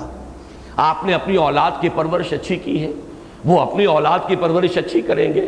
آپ نے انہیں مسلم و مومن بنا کر اٹھایا ہے، اس میں آپ نے کوئی محنت کی ہے، کرنے والا تو اللہ ہے، کاسب جو ہے ہم ہیں، باقی الفاعل حقیقی تو اللہ ہے، لیکن آپ نے اس کے لیے کوئی محنت کی ہے، کوئی کوشش کی ہے، کوئی اثار کیا ہے، کوئی جد و جہد کی ہے، تو اب جہاں تک ان کے اثرات پھیلتے چلے جائیں گے، اگر ان کے ذریعے سے کہیں دعوت خیر جو ہے دنیا میں پھیلی، ان سب کا حساب وہ جن جن کے وہ اعمال ہوں گے وہ اپنی جگہ پر، لیکن ان سب کی نیکیوں کا اندراج جو ہے وہ آپ کے کھاتے میں بھی ہوتا رہے گا۔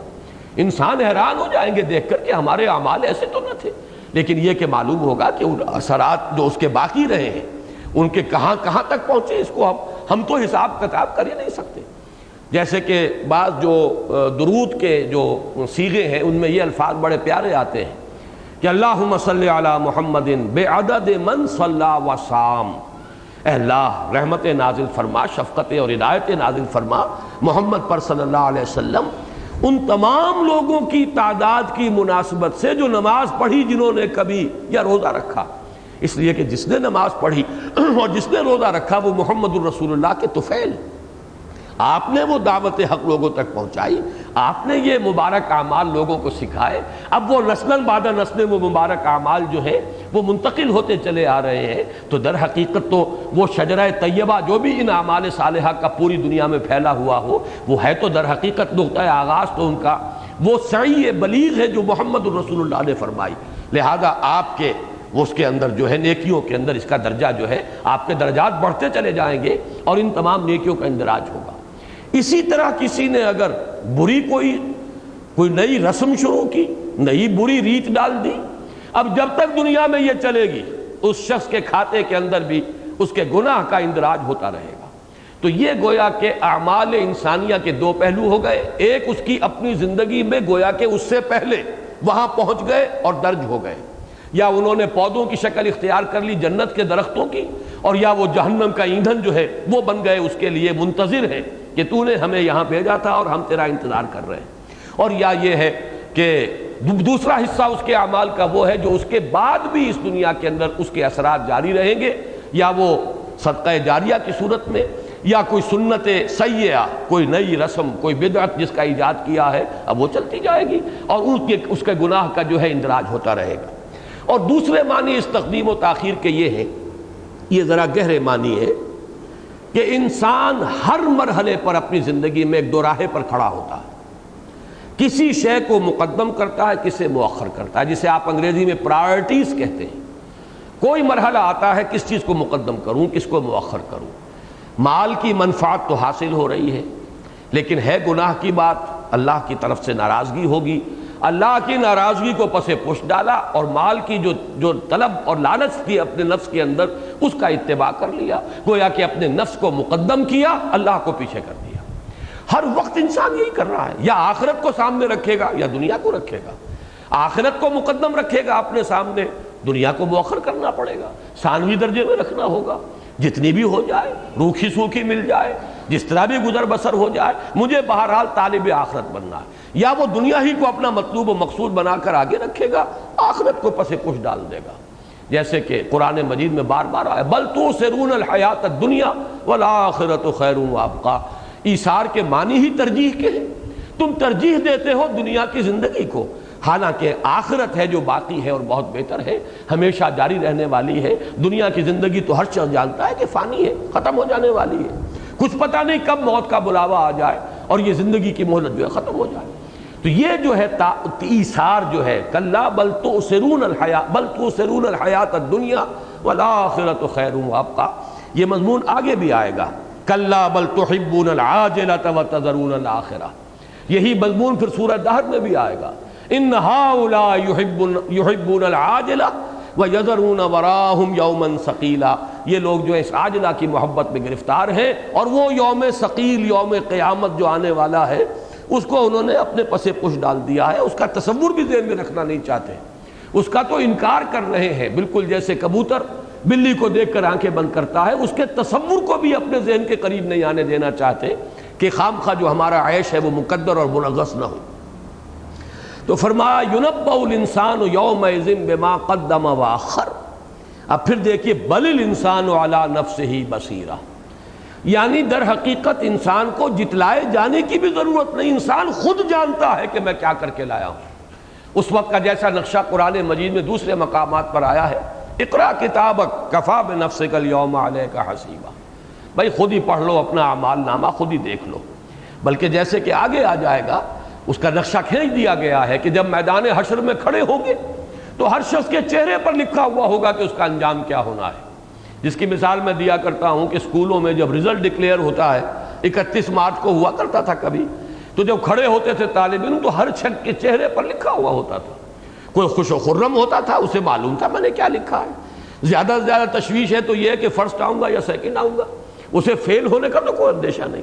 اور کچھ وہ ہیں جنہیں معلوم ہے کہ ہم نے تو سارے خالی جو ہے بلینک پیپر جو ہے وہ سبمٹ کیے تھے، تو ہمارا نتیجہ تو نکلا ہوا، ہمیں معلوم ہے کہ فیل ہونا ہے۔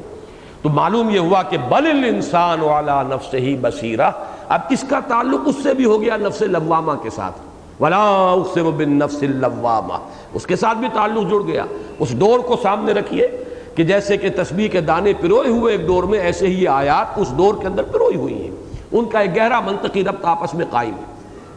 بل الانسان علی نفسہ بصیرہ ولو القی معاذیرہ، انسان خود اپنی حالت پر متنبہ ہے، اسے کوئی بتایا جائے نہ بتایا جائے، خارج میں کوئی فیصلہ سنایا جائے نہ سنایا جائے، وہ جانتا ہے اپنے آپ کو کہ میں کتنے پانی میں ہوں، کہاں کھڑا ہوں۔ ولو القی معاذیرہ، خواہ وہ کتنی ہی معذرتیں تراشے۔ معاذیر کے بارے میں ذرا لغوی بحث کرنی پڑی ہے مفسرین کو، اس لیے کہ یہ تو تقریباً اجماع ہے کہ معذرت کی جمع ہے یہ، لیکن یہ خلاف قیاس ہے، قاعدے کے مطابق نہیں ہے۔ معذرت کی جمع معاذر ہوگی، معاذیر نہیں ہوگی۔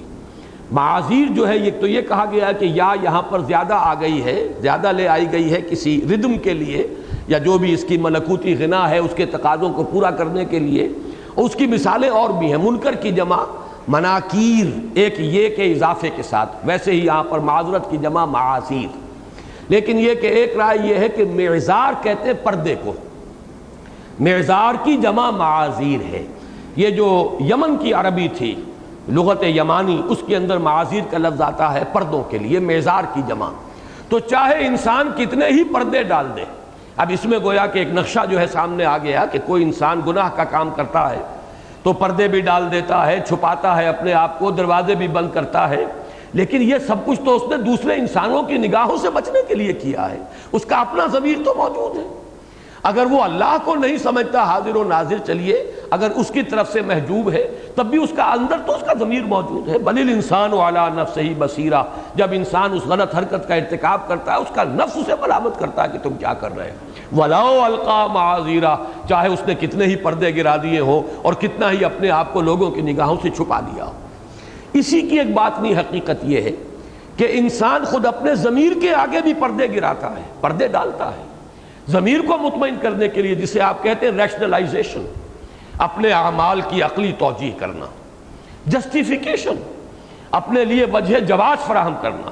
جیسے آپ دیکھتے ہیں کہ بہت سے لوگ اب رشوت خوری، یہ تو دل تو کہتا ہے کہ برا کام کر رہے ہیں، کیا کرے، تنخواہیں کم ہیں، اس کے بغیر گزارا نہیں ہے، ماحول یہ ہے، فلاں ضرورتیں پوری نہیں ہو رہی ہیں، وہ اپنے آپ کو اس کا لیے وہ اپنے آپ کو معذور ٹھہرائیں گے۔ اپنے آپ کو مطمئن کرنے کے لیے انہوں نے بہت سے پردے اپنے ضمیر کو چھپانے کے لیے بہت سے پردے جو ہے اس دنیا میں ڈالے ہیں۔ وَلَوْ أَلْقَى مَعَاذِيرَ، ہاں اس نے کتنے ہی پردے ڈال دیے، یا معذرت ہے کہ انسان لوگوں کے سامنے معذرت پیش کرتا ہے، یا اللہ کے ہاں جا کر بھی شاید کوئی جھوٹ موٹ بہانے بنانے کی کوشش کرے، لیکن اس وقت بھی یہاں اور وہاں بھی اسے خود اپنی حقیقت خوب معلوم ہوگی کہ میں اصل میں کیا ہوں، اس کا ضمیر اسے متنبہ کر رہا ہوگا۔ لا تحرک بہ لسانک، اب یہاں جو ہے ایک التفات ہے، یہاں جس کو ہم نے کہا تھا کہ خطبے کا یہ ایک خاص وصف ہوتا ہے کہ اس میں تحویل خطاب، اب ان لوگوں سے خطاب کی بجائے اب اللہ تعالیٰ اپنے نبی صلی اللہ علیہ وسلم سے مخاطب ہو رہے ہیں۔ یہ جو آیات ہیں پہلے ان کا ترجمہ سمجھ لیجئے۔ لا تحرک بہ لسانک، اے نبی صلی اللہ علیہ وسلم اپنی زبان کو بہی، اس قرآن کے لیے یہ ضمیر آئی ہے، اس قرآن کے ساتھ تیزی سے حرکت نہ دیجیے۔ تحریک، حرکہ یحرک، تحریکاً حرکت دینا کسی شے کو۔ لا تحرک بہ لسانک، اپنی زبان کو اس کے ذریعے سے تیزی سے حرکت نہ دیجیے، لتعجل بہ، تاکہ آپ جلدی سے اس کو حاصل کر لیں۔ لفظی ترجمہ ہوگا ان علینا جمعہ وقرآنہ، یقیناً ہمارے ذمے ہے۔ اعلیٰ جو ہے کسی کی ذمہ داری کے لیے آتا ہے، ان علینا، ہم ذمہ لیتے ہیں، ہماری ذمہ داری ہے۔ ان علینا جمعہ وقرآنہ، یہ بات سمجھ لیجئے کہ اللہ تعالیٰ پر خارج سے کوئی ذمہ داری نہیں ڈالی جا سکتی، لیکن اللہ اپنے اوپر کسی شے کو لازم کر سکتا ہے۔ کتب علی نفسہ الرحمہ، اللہ نے اپنے آپ پر رحمت کو لازم کر لیا ہے، لکھ دیا ہے اپنے اوپر رحمت کو۔ تو اسی طریقے پر یہ ہے، اللہ تعالیٰ یہاں اپنے اوپر ایک ذمہ داری لے رہے ہیں، حضور کے اطمینان کے لیے اس کا ذکر فرما رہے ہیں۔ لا تحرک بہ لسانک لتعجل بہ ان علینا جمعہ وقرآنہ، ہمارے ذمے ہے اس کو جمع کرنا اور اس کا پڑھانا یا پڑھنا۔ یہ میں بعد میں اس کی وضاحت بیان کروں گا۔ فَإِذَا قَرَأْنَاهُ، جب ہم اسے پڑھیں، فَاتَّبِعْ قُرْآنَهُ، تو پیروی کیجئے اس قرات کی، اس کے پڑھنے کی۔ ثُمَّ إِنَّ عَلَيْنَا بَيَانَهُ، پھر ہمارے ذمے ایک اور شے بھی ہے، اس کا بیان، اس کی تبیین، اس کی وضاحت، اس کے مجمل کی تفصیل، اس کے ابہام کی تبیین اور وضاحت ہمارے ذمے ہے، توضیح یہ بھی ہمارے ذمے ہے۔ یہ جو چند آیات ہیں، ان میں ایک تو یہ کہ چونکہ اس پوری سورہ مبارکہ کا نقشہ، جیسا کہ میں عرض کر چکا ہوں، اس کا ایک خاص وصف ہے، وصف خصوصی، کہ تصویر لفظی، الفاظ میں کسی شے کا نقشہ کھینچ دینا۔ اسی خاص انداز میں بعض روایات میں نقشہ کھینچا گیا ہے، اور جو ان آیات کا پس منظر بیان کیا گیا ہے ایک واقعاتی انداز میں، اور اسی کو اکثر ہمارے مفسرین نے قبول بھی کیا ہے، اور ظاہر جو ہے اس کا مفہوم وہی سامنے آتا ہے، اگرچہ اس ظاہری مفہوم کے پردے میں بڑے اہم علمی مضامین اور بہت اہم نکات ہیں کہ جو یہاں مضمر ہیں۔ لیکن پہلے وہ بات سمجھ لیجئے کہ وہ کیا ہے، کہ جیسے ایک استاد اور ایک اس کے شاگرد کا معاملہ، حضرت جبرائیل علیہ السلام کو کہا گیا ہے کہ حضور کے معلم ہیں، علمہ شدید القویٰ ذو مرۃ فاستویٰ، سکھایا ہے انہیں اس فرشتے نے جو بہت قوت والا ہے، ذو مرۃ فاستویٰ ثم دنا فتدلی۔ تو یہ حضرت جبرائیل علیہ السلام چونکہ وحی لائے ہیں، اور آپ کی ایک تعلیم بھی ہوئی ہے خصوصی۔ آپ نے اگرچہ دنیاوی اعتبار سے تو تعلیم حاصل نہیں کی ہے کہ آپ نے کسی انسان کے سامنے زانو تلمس طے کیا ہو، لیکن یہ کہ ظاہر بات ہے کہ فرشتے کے ذریعے سے، اور ان کو سورہ نون میں بھی اور سورہ علق میں بھی جو قلم کا لفظ آیا، علم الانسان، علم بالقلم، علم الانسان ما لم یعلم، اور پھر نون والقلم وما یسطرون، اس میں بھی مفسرین کی رائے یہ ہے کہ حضور کے لیے جیسے کہ عام انسان کی تعلیم میں قلم ذریعہ بنتا ہے، حضور کی تعلیم میں فرشتہ ذریعہ بنا ہے۔ تو گویا کہ ایک تشبیہ ہے کہ معلم اور اس کے شاگرد کی، کہ اگر جیسے کہ کوئی شاگرد ہے، جیسے استاد پڑھا رہا ہو تو وہ فوراً اس کے پڑھنے کے ساتھ ساتھ ہی اپنی زبان کو حرکت دے کے یاد کرنے کی کوشش کرے،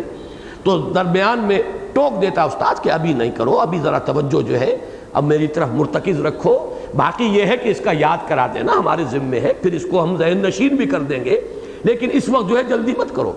اسی طریقے سے فرض کیجئے اس کے دوران اس کے ذہن میں کچھ سوالات پیدا ہو رہے، کوئی اشکال ہے، کوئی ابہام ہے، اور اس کی طرف ذہن جو ہے وہ منعطف ہو رہا ہے، تو وہ استاد اسے متوجہ کرے کہ اس کی بھی پرواہ نہ کرو، ابھی ذرا متن پر اپنی توجہ کو مرتکز کرو، اس میں جو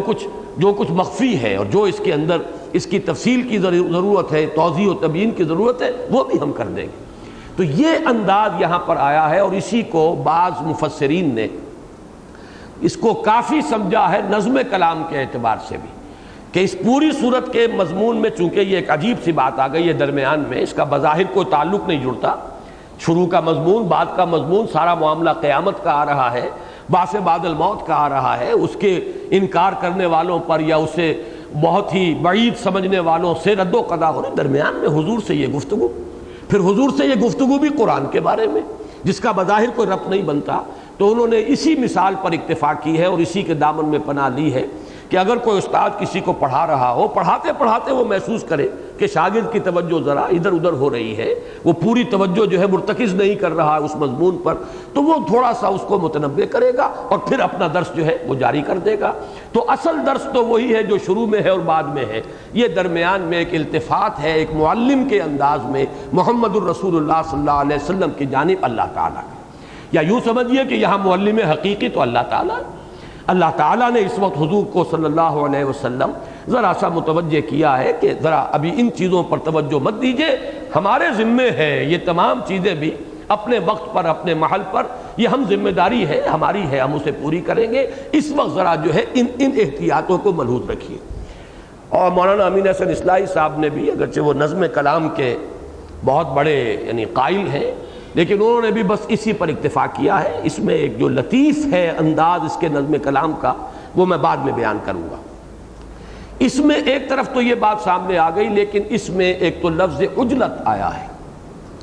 اور اس کے ساتھ جمع کا لفظ آیا، قرآن کا لفظ آیا، یہ تمام جو مضامین ہیں قرآن مجید کے نہایت اہم مضامین ہیں۔ جمع و ترتیب قرآن کا موضوع، جسے ہمارے ہاں بعض لوگوں نے بڑے ہی فتنے کا ایک جو ہے عنوان بنا دیا ہے، چنانچہ ہمارے ہاں وہ لوگ موجود ہیں جو دھڑلے کے ساتھ کہتے ہیں کہ قرآن مجید جو اصل ترتیب تھا اس ترتیب پر نہیں ہے، وہ ترتیب کچھ اور تھی، وہ ترتیب تو شاید صرف حضرت علی رضی اللہ تعالیٰ عنہ کو معلوم تھی، اور وہ بس وہ ترتیب جو ہے وہ اب دنیا کے اندر موجود نہیں ہے، یا شاید ان کے خیال کے مطابق جو ان کے بار میں امام جنہیں وہ امام مہدی کا نام دیتے ہیں وہ غار میں ہے، تو اصل مصحف جو ہے ان کے پاس ہے، اس ترتیب کے ساتھ ہے جو حضرت علی نے مرتب کیا تھا، صحیح ترتیب۔ باقی یہ تو مصحف عثمان ہے، یہ حقیقت میں وہ قرآن نہیں ہے اور اس ترتیب کے ساتھ نہیں۔ اس کے ساتھ ہی یہ بھی فلاں آیت تھی اس کے اندر وہ نکال دی گئی، فلاں صورت تھی اس میں اس کو ساقط کر دیا گیا، اس قسم کی بے شمار باتیں جو ہیں وہ سننے میں آتی ہیں کہ کچھ لوگوں نے اس قسم سے قرآن مجید کو مشکوک بنانے کی کوشش کی۔ اگرچہ مولانا فراہی رحمۃ اللہ علیہ نے اہل تشیع کے بھی بعض محققین کے اقوال نقل کیے اپنی تفسیر میں، تفاسیر فراہی سورہ قیامہ کی تفسیر میں انہوں نے کچھ حوالے دیے کہ ان کے بھی بہت بڑے بڑے محققین جو ہے وہ، اور خاص طور پر وہ کہ جو اولین زمانے کے ہیں، جو ان کے سلف ہیں،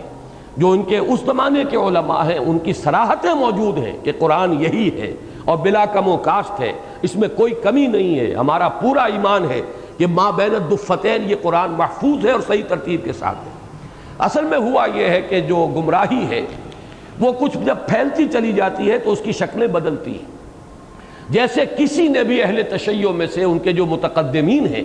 کسی نے یہ نہیں کہا کہ حضور کی جو یہ 4 صاحبزادیاں ہیں ان میں سے اصل میں تو حضور کے صلب سے تو صرف حضرت فاطمہ زہرا ہے، باقی 3 تو ربائب ہیں، ربیبیں ہیں، یعنی حضرت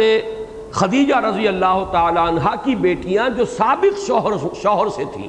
جو حضور کی گود میں پلی بڑھی تو ہیں، لیکن یہ ہے کہ در حقیقت حضور کے صلب سے نہیں ہے۔ حضور کی صلبی بیٹی، حقیقی بیٹی صرف ایک ہے اور وہ فاطمہ زہرا ہے۔ کسی نے متقدمین شیعہ میں سے کسی نے یہ بات نہیں کی، اور آج اس بات کا چرچا کیا جا رہا ہے۔ تو اس میں در حقیقت رنگ جو ہے، رنگ آمیزی ہر دور کے اندر اس فتنے کے اندر ہوتی چلی گئی ہے۔ اس پہلو سے یہ مضمون اس وقت جو فتنے کی شکل ہے اس کے اعتبار سے بہت اہم ہے ان چند آیات کے حوالے سے، لہذا انہیں ہمیں ذرا گہرائی میں سمجھنا ہے۔ پہلی بات تو نوٹ کیجئے کہ وَلَا لَا تُحَرِّكْ بِهِ لِسَانَكَ، اے نبی صلی اللہ علیہ وسلم مت حرکت دیجئے اس قرآن کے ساتھ اپنی زبان کو۔ اس میں اصل سبب کیا تھا؟ اس تحریک لسان کا اصل سبب کیا تھا؟ 2 اسباب معلوم ہوتے ہیں قرآن مجید سے۔ ایک تو یہ کہ شوق، حضور کو اشتیاق رہتا تھا، حضور چاہتے تھے جلدی جلدی قرآن مجید نازل ہو، اس میں جو وقفہ آتا تھا وہ آپ پر شاق گزرتا تھا۔ چنانچہ ایک جو ہے حضور صلی اللہ علیہ وسلم کا ایک شکوہ، وہ شکوہ تو قرآن میں نقل نہیں ہوا، جو حضرت جبرائیل علیہ السلام سے حضور نے کیا کہ آپ دیر دیر سے آتے ہیں، ہم انتظار کرتے رہتے ہیں، ہمیں وحی کا انتظار رہتا ہے، لیکن اس کا جواب جو دیا گیا ہے حضرت جبرائیل کی طرف سے وہ سورہ مریم میں موجود ہے۔ وَمَا نَتَنَزَّلُ إِلَّا بِأَمْرِ رَبِّكَ، اے نبی ہم آپ کے رب کے حکم کے بغیر نازل نہیں ہو سکتے۔ لہو ما بین ایدینا وما خلفنا، اسی کو اختیار حاصل ہے ان تمام چیزوں کا بھی جو ہمارے سامنے موجود ہیں اور ان چیزوں کا بھی جو ہمارے پیچھے ہیں، وما بین ذالک، اور جو ان دونوں کے مابین ہے۔ اب آپ ذرا غور کیجئے، میرے آگے میرے پیچھے، ان دونوں کے درمیان کون ہے؟ میں ہوں۔ میرے آگے وہ بھی اللہ کا اختیار، میرے پیچھے وہ بھی اللہ کے اختیار میں۔ وما بین ذالک، اور جو ان دونوں کے درمیان ہے یعنی میں خود اللہ تعالیٰ کے حکم کا پابند ہوں، اس کے اذن کا محتاج مطلق ہوں۔ لہو ما بین ایدینا وما خلفنا وما بین ذالک وما کان ربک نسیا، اور اے نبی آپ کا پروردگار بھولنے والا نہیں ہے۔ یہ وقفہ اگر پڑھتا ہے تو کسی نسیان معاذ اللہ تعالیٰ کی کسی بھول کی وجہ سے نہیں ہے، یا نسیان کے ایک معنی یہ بھی ہے نظر انداز کر دینا، توجہ کو ہٹا دینا۔ آپ یہ نہ سمجھیے کہ اس میں جو وقفہ پڑتا ہے وہ اللہ تعالیٰ کی نظر عنایت و نظر شفقت جو ہے آپ کی طرف سے کہیں ہٹ گئی ہے، یہ نہ سمجھیے۔ اور یہ آپ کو معلوم ہے جب فترۃ الوحی کا موقع ہوا ہے اور کچھ عرصہ گزرا ہے، وحی رک گئی تھی، تو یہاں تک بھی الفاظ احادیث کے اندر موجود ہیں کہ حضور یہ فرماتے ہیں کہ مجھ پر اتنا غم اور اتنا صدمہ تھا کہ کبھی کبھی میرے دل میں خیال آتا تھا کہ میں پہاڑ کی چوٹی پر سے اپنے آپ کو گرا دوں۔ اب یہ دیکھیے کہ کس قدر ایک انتہائی فعل ہے، لیکن حضور کو قرآن مجید کا جو شوق اور اشتیاق اور اس کے سلسلے کے اندر کوئی وقفہ پڑ جانا جو ہے کتنا آپ پر شاق گزرتا تھا، وہ اس بات سے واضح ہوتا ہے۔ تو ایک تو یہ کہ وجہ یہ ہو اس تعجیل کا کہ شوق، اس کی طرف اشارہ ہے لتعجل بہ، آپ جلدی جلدی حاصل کرنا چاہتے ہیں، اس لیے جیسے کوئی شخص جلدی سے اپنے سبق کو ایک شاگرد یاد کرتا ہے، ایک طالب علم، تاکہ اگلا سبق ملے۔ اگر یہ سبق تیار نہیں تو استاد اگلا سبق نہیں دے گا، لیکن اس سبق کو میں پوری طریقے سے سمجھ لوں، یاد کر لوں، محفوظ کر لوں، اور پھر یہ کہ اگلے سبق کے لیے میں امیدوار بن سکوں اور اس کا جو ہے میں مستحق قرار پاؤں۔ تو ایک تو یہ کہ یہ تعجیل آپ کی شوق کی بنیاد پر تھی، لیکن اگلا لفظ یہ ظاہر کر رہا ہے ان علینا جمعہ وقرآنہ، جہاں تک اس تعجیل کا تعلق ہے اس کے لیے قرآن مجید میں نظیر موجود ہے۔ وہ سورہ طٰہٰ کی آیت ہے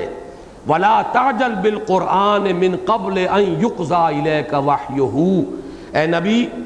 آپ قرآن کے لیے جلدی نہ کیجئے اس سے پہلے کہ اللہ تعالیٰ کی اپنی مشیت کے تحت، اپنی حکمت کے تحت اس کی وحی کی تکمیل کے لیے جو مقرر وقت ہے، جو مدت معین ہے، اس سے پہلے آپ اپنے شوق اور اشتیاق کی وجہ سے قرآن کے لیے جلدی نہ کیجئے۔ تو معلوم ہوا کہ لتعجل بہ اور ولا تعجل بالقرآن من قبل ان یقضى الیک وحیہ، ان دونوں کے اندر مناسبت موجود ہے۔ اس کی نظیر قرآن میں سورہ طٰہٰ میں بھی پائی جاتی ہے۔ البتہ یہ کہ ذرا غور کیجئے اس پر، اگر یہاں اصل سبب یہ ہوتا تو اگلی آیت ہے اس میں مضمون ہونا چاہیے تھا ان علینا جمعہ و قرآنہ کی بجائے یہاں تاجلہ کی بجائے لفظ آنا چاہیے تھا ولا تحرک بہ لسانک لتحفظہ، اے نبی آپ اپنی زبان کو تیزی سے حرکت نہ دیجئے کہ اسے حفظ کر لیں، اسے یاد کر لیں، مبادا کہ کہیں کوئی لفظ آپ سے چھوٹ جائے، کہیں آپ بھول نہ جائیں۔ اس کے لیے ہو رہا ہے ان علینا جمعہ و قرآنہ۔ جواب جو دیا جا رہا ہے وہ یہ ہے کہ اس کو جمع کر دینا ہماری ذمہ داری ہے، اس میں سے کوئی چیز جو ہے آپ بھولیں گے نہیں۔ اس کی نظیر بھی موجود ہے سنقرئک فلا تنسیٰ، سورۃ الاعلیٰ میں ہم آپ کو پڑھائیں گے اور جمع کر دیں گے آپ کے سینے میں، اس لیے کہ لفظ قرأ کے اندر بھی ایک مفہوم جو ایسے مادے کے اعتبار سے جمع کرنے کا مفہوم ہے، فلا تنسیٰ، تو آپ بھولیں گے نہیں۔ تو میں نے آپ کو بتایا کہ دونوں امکانات ہیں، ایک شوق اشتیاق کی بنا پر عجلت، ایک اس خوف اور اندیشے کی بنا پر آپ کا زبان کو حرکت دینا کہ کہیں میں کوئی چیز بھول نہ جاؤں۔ ایک بہت بڑی امانت کی ذمہ داری ہے، کہیں ایسا نہ ہو کہ کوئی لفظ یا کوئی اس کا حصہ جو ہے میں یاد نہ کر سکوں اور اس امانت کی حفاظت کا حق ادا نہ کر سکوں۔ یہ دو اسباب یہاں ہو سکتے ہیں۔ تو جیسا کہ میں نے عرض کیا اگرچہ قرآن مجید میں دونوں کی نظیر موجود ہے، لیکن یہاں پر علینا جمعہ سے اشارہ ہو رہا ہے بھول جانے کے اندیشے کا، اور لتعجل بہ سے اشارہ ہو رہا ہے آپ کے اشتیاق اور شوق کا۔ گویا کہ یہ دونوں مضامین یہاں اللہ تعالیٰ نے دو علیحدہ الفاظ استعمال کر کے دونوں کی طرف اشارہ کر دیا۔ اب یہاں سے مضمون شروع ہو رہا ہے قرآن کے جمع و ترتیب کا۔ ہمارے ذمے ہے اسے جمع کرنا اور اس کا پڑھنا، لفظی ترجمہ کیا گیا ہے اس کا پڑھنا، لیکن اس کا اصل مفہوم سمجھ لیجئے، اس سے مراد ہے ترتیب۔ جب کوئی شے پڑھی جائے گی تو کسی ترتیب سے پڑھی جائے گی، اور جیسا کہ میں نے عرض کیا قرأ میں اجزاء کو جوڑ دینے کا مفہوم ہے، تو اس کے تمام اجزاء کو ہم جوڑ دیں گے، ان میں ترتیب ہم قائم کر دیں گے۔ اور یہ ہے دو چیزیں علیحدہ ہو گئی، قرآن کا جمع ہونا اور قرآن کا مرتب ہونا۔ جمع ہونے سے تو تمام اجزاء جو ہیں گویا کہ ضمانت اللہ نے دی ہے کہ کوئی اس کی آیت حذف نہیں ہوگی، کوئی اس کا حصہ گم نہیں ہوگا، تمام قرآن مجید کی آیات، تمام اس کے الفاظ محفوظ ہیں، ان کو جمع کرنے کے اللہ تعالیٰ نے ذمہ داری لی ہے۔ سب سے پہلے اسے حضور کے سینہ مبارک میں جمع کروایا ہے، پھر اسے صحابہ کرام بے شمار حفاظ جو تھے صحابہ میں سے ان کے سینوں میں جمع کیا ہے، پھر اس کو مابین الدفتین حضرت ابو بکر صدیق رضی اللہ تعالیٰ عنہ کے عہد خلافت میں جمع کرایا ہے۔ فاعل حقیقی تو اللہ ہے، پھر یہ کہ اس پر اس کے ایک متن پر پوری امت کو جمع کرا دیا ہے حضرت عثمان کے ذریعے سے رضی اللہ تعالیٰ عنہ۔ یہ سب ہے در حقیقت وہ مشیت عزدی، اللہ نے جو ذمہ داری لی تھی، یہ اس کا مظہر ہے، اس کا ظہور ہے کہ جو درجہ بدرجہ دنیا میں آیا۔ پھر نوٹ کر لیجئے، پہلے اس کو حضور کے سینے میں جمع کیا، پھر اس کو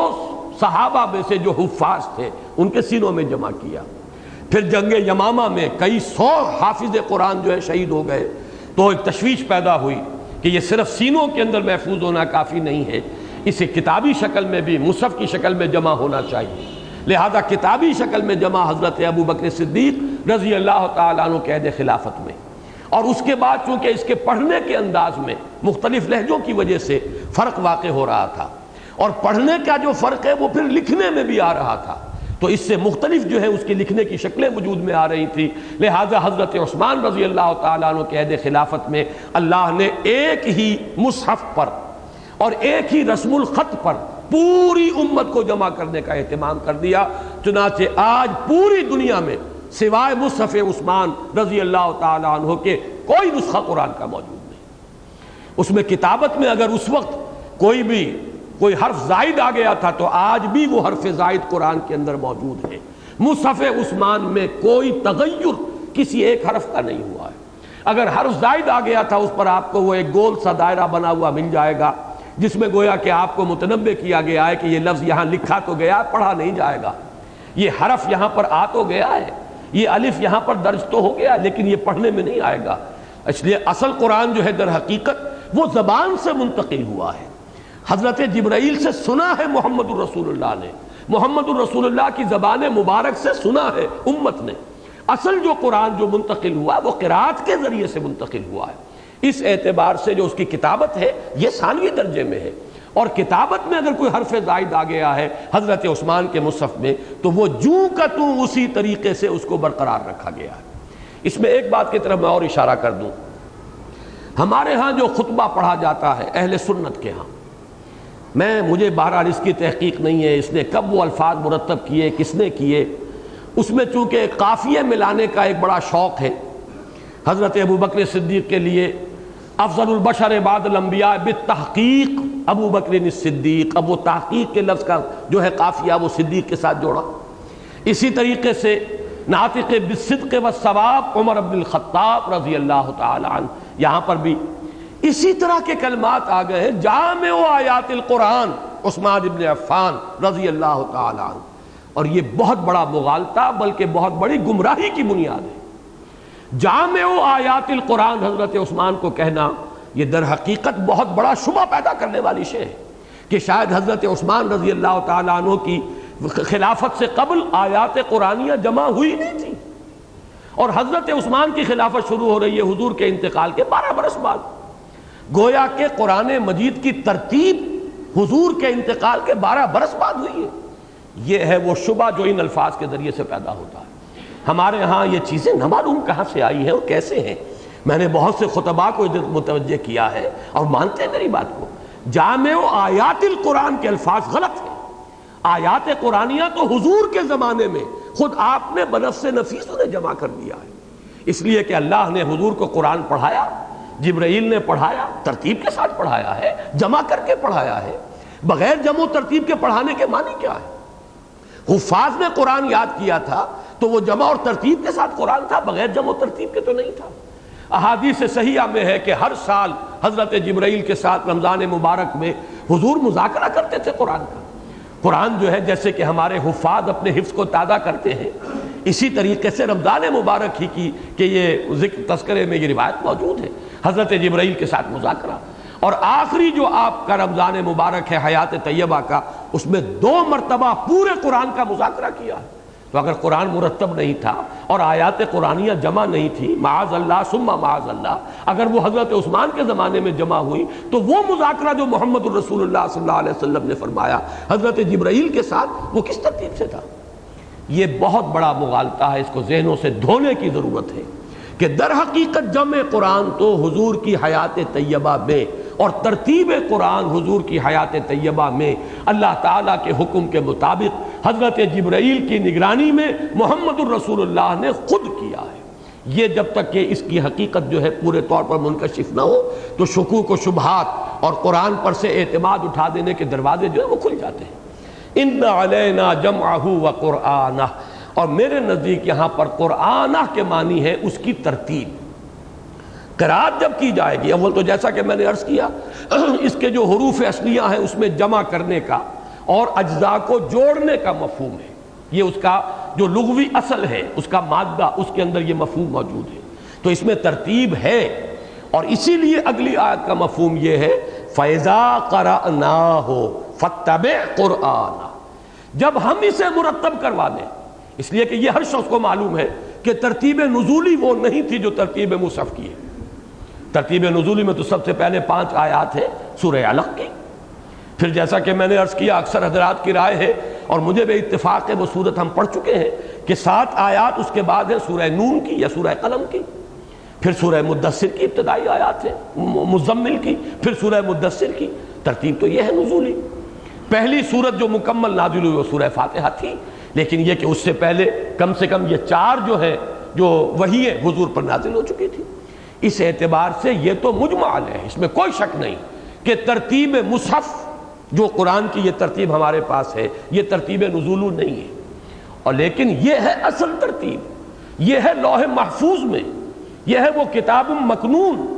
یہ تو در حقیقت اس جگہ پر جو اصل ہے ام الکتاب لدینا لعلی عظیم، جس کے بارے میں فرمایا گیا یہ تو اصل کتاب، وہ ام الکتاب جو ہمارے پاس ہے، اس میں ترتیب ہے۔ اس ترتیب کو اللہ تعالیٰ نے حضرت جبرائیل کے ذریعے محمد الرسول اللہ صلی اللہ علیہ وسلم کو بتایا، اور اس کے مطابق حضور نے پورے قرآن مجید کو جمع اور مرتب کر کے پڑھوا دیا ہے امت کو۔ پہلے اللہ نے پڑھوایا محمد الرسول اللہ کو صلی اللہ علیہ وسلم۔ میرے نزدیک ان علینا جمعہ و قرآنہ، اس میں قرآنہ سے مراد ہے اس کا مرتب کیا جانا، اور فَإِذَا قَرَأْنَاهُ فَاتَّبِعْ قُرْآنَهُ، جب ہم اسے مرتب کر دیں تو آپ اسی ترتیب کی پیروی کیجئے۔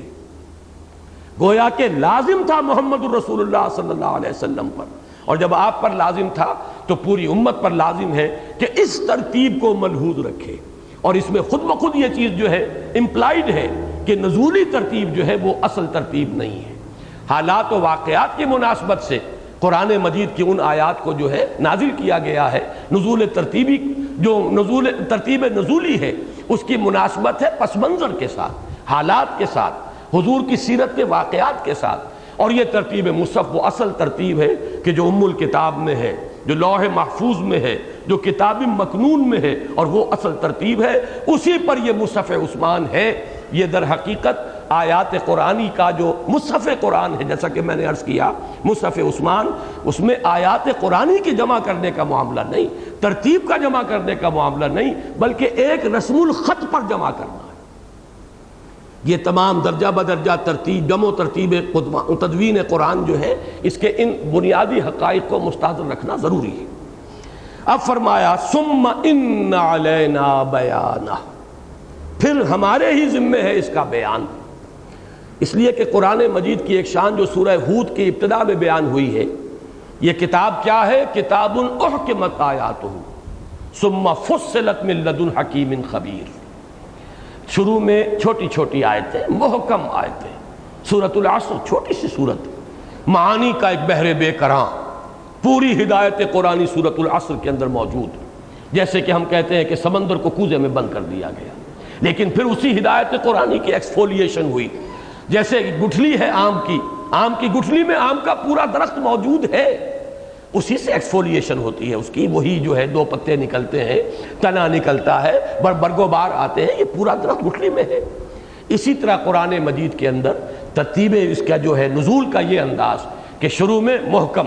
بہت گمبھیر مضامین کے اعتبار سے، لیکن بہت مختصر، بہت جامع، اور پھر یہ کہ انہی کی تفصیل بھی ہوئی، تشریح بھی ہوئی، توضیح بھی ہوئی۔ اس میں جیسا کہ میں نے عرض کیا ہے، جیسے کوئی طالب علم پڑھتے ہوئے کہیں رکے متن پر، کوئی شے اس کے ذہن میں کوئی سوال پیدا ہوا، کوئی اشکال پیدا ہوا، تو استاد اگر یہ کہے کہ ابھی ذرا متن کے اوپر اپنی توجہ کو مرتکز رکھو، جو تمہارے سوالات ہیں ان کا جواب، جو بھی اشکال ہے، جہاں وضاحت کی ضرورت ہے وہ بھی ہم مناسب وقت پر کر دیں گے، ہمارے ذمے ہے۔ تو یہ ہے در حقیقت اس آیت کا جو پس منظر ہے جو کہ مفسرین نے بیان کیا، لیکن یہ کہ اس کے اندر جو معرفت کے اور ہدایت کے جو ہمارے لیے موتی مضمر ہے اس کو سمجھیے۔ پہلی 2 آیات کے اندر قرآن مجید کی جمع و ترتیب، اس کی ذمہ داری اللہ کی، اور اس میں صرف جمع کرنا نہیں، ترتیب بھی، جمعہ و قرآنہ فَإِذَا قَرَأْنَاهُ فَاتَّبِعْ قُرْآنَهُ، اور اس میں در حقیقت قرآن کی تبیین، قرآن کی توضیح، قرآن کے اجمال کی تفصیل، قرآن میں کہیں کوئی سوال پیدا ہوا ہو تو اس کی وضاحت، اس کی ذمہ داری بھی اللہ نے لی۔ ثُمَّ إِنَّ عَلَيْنَا بَيَانَهُ، پھر ہمارے ذمہ ہے اس کا بیان بھی۔ اس کا مفہوم کیا ہے اس کو سمجھ لینا چاہیے۔ یہ بیان القرآن 2 شکلوں میں ہوا ہے،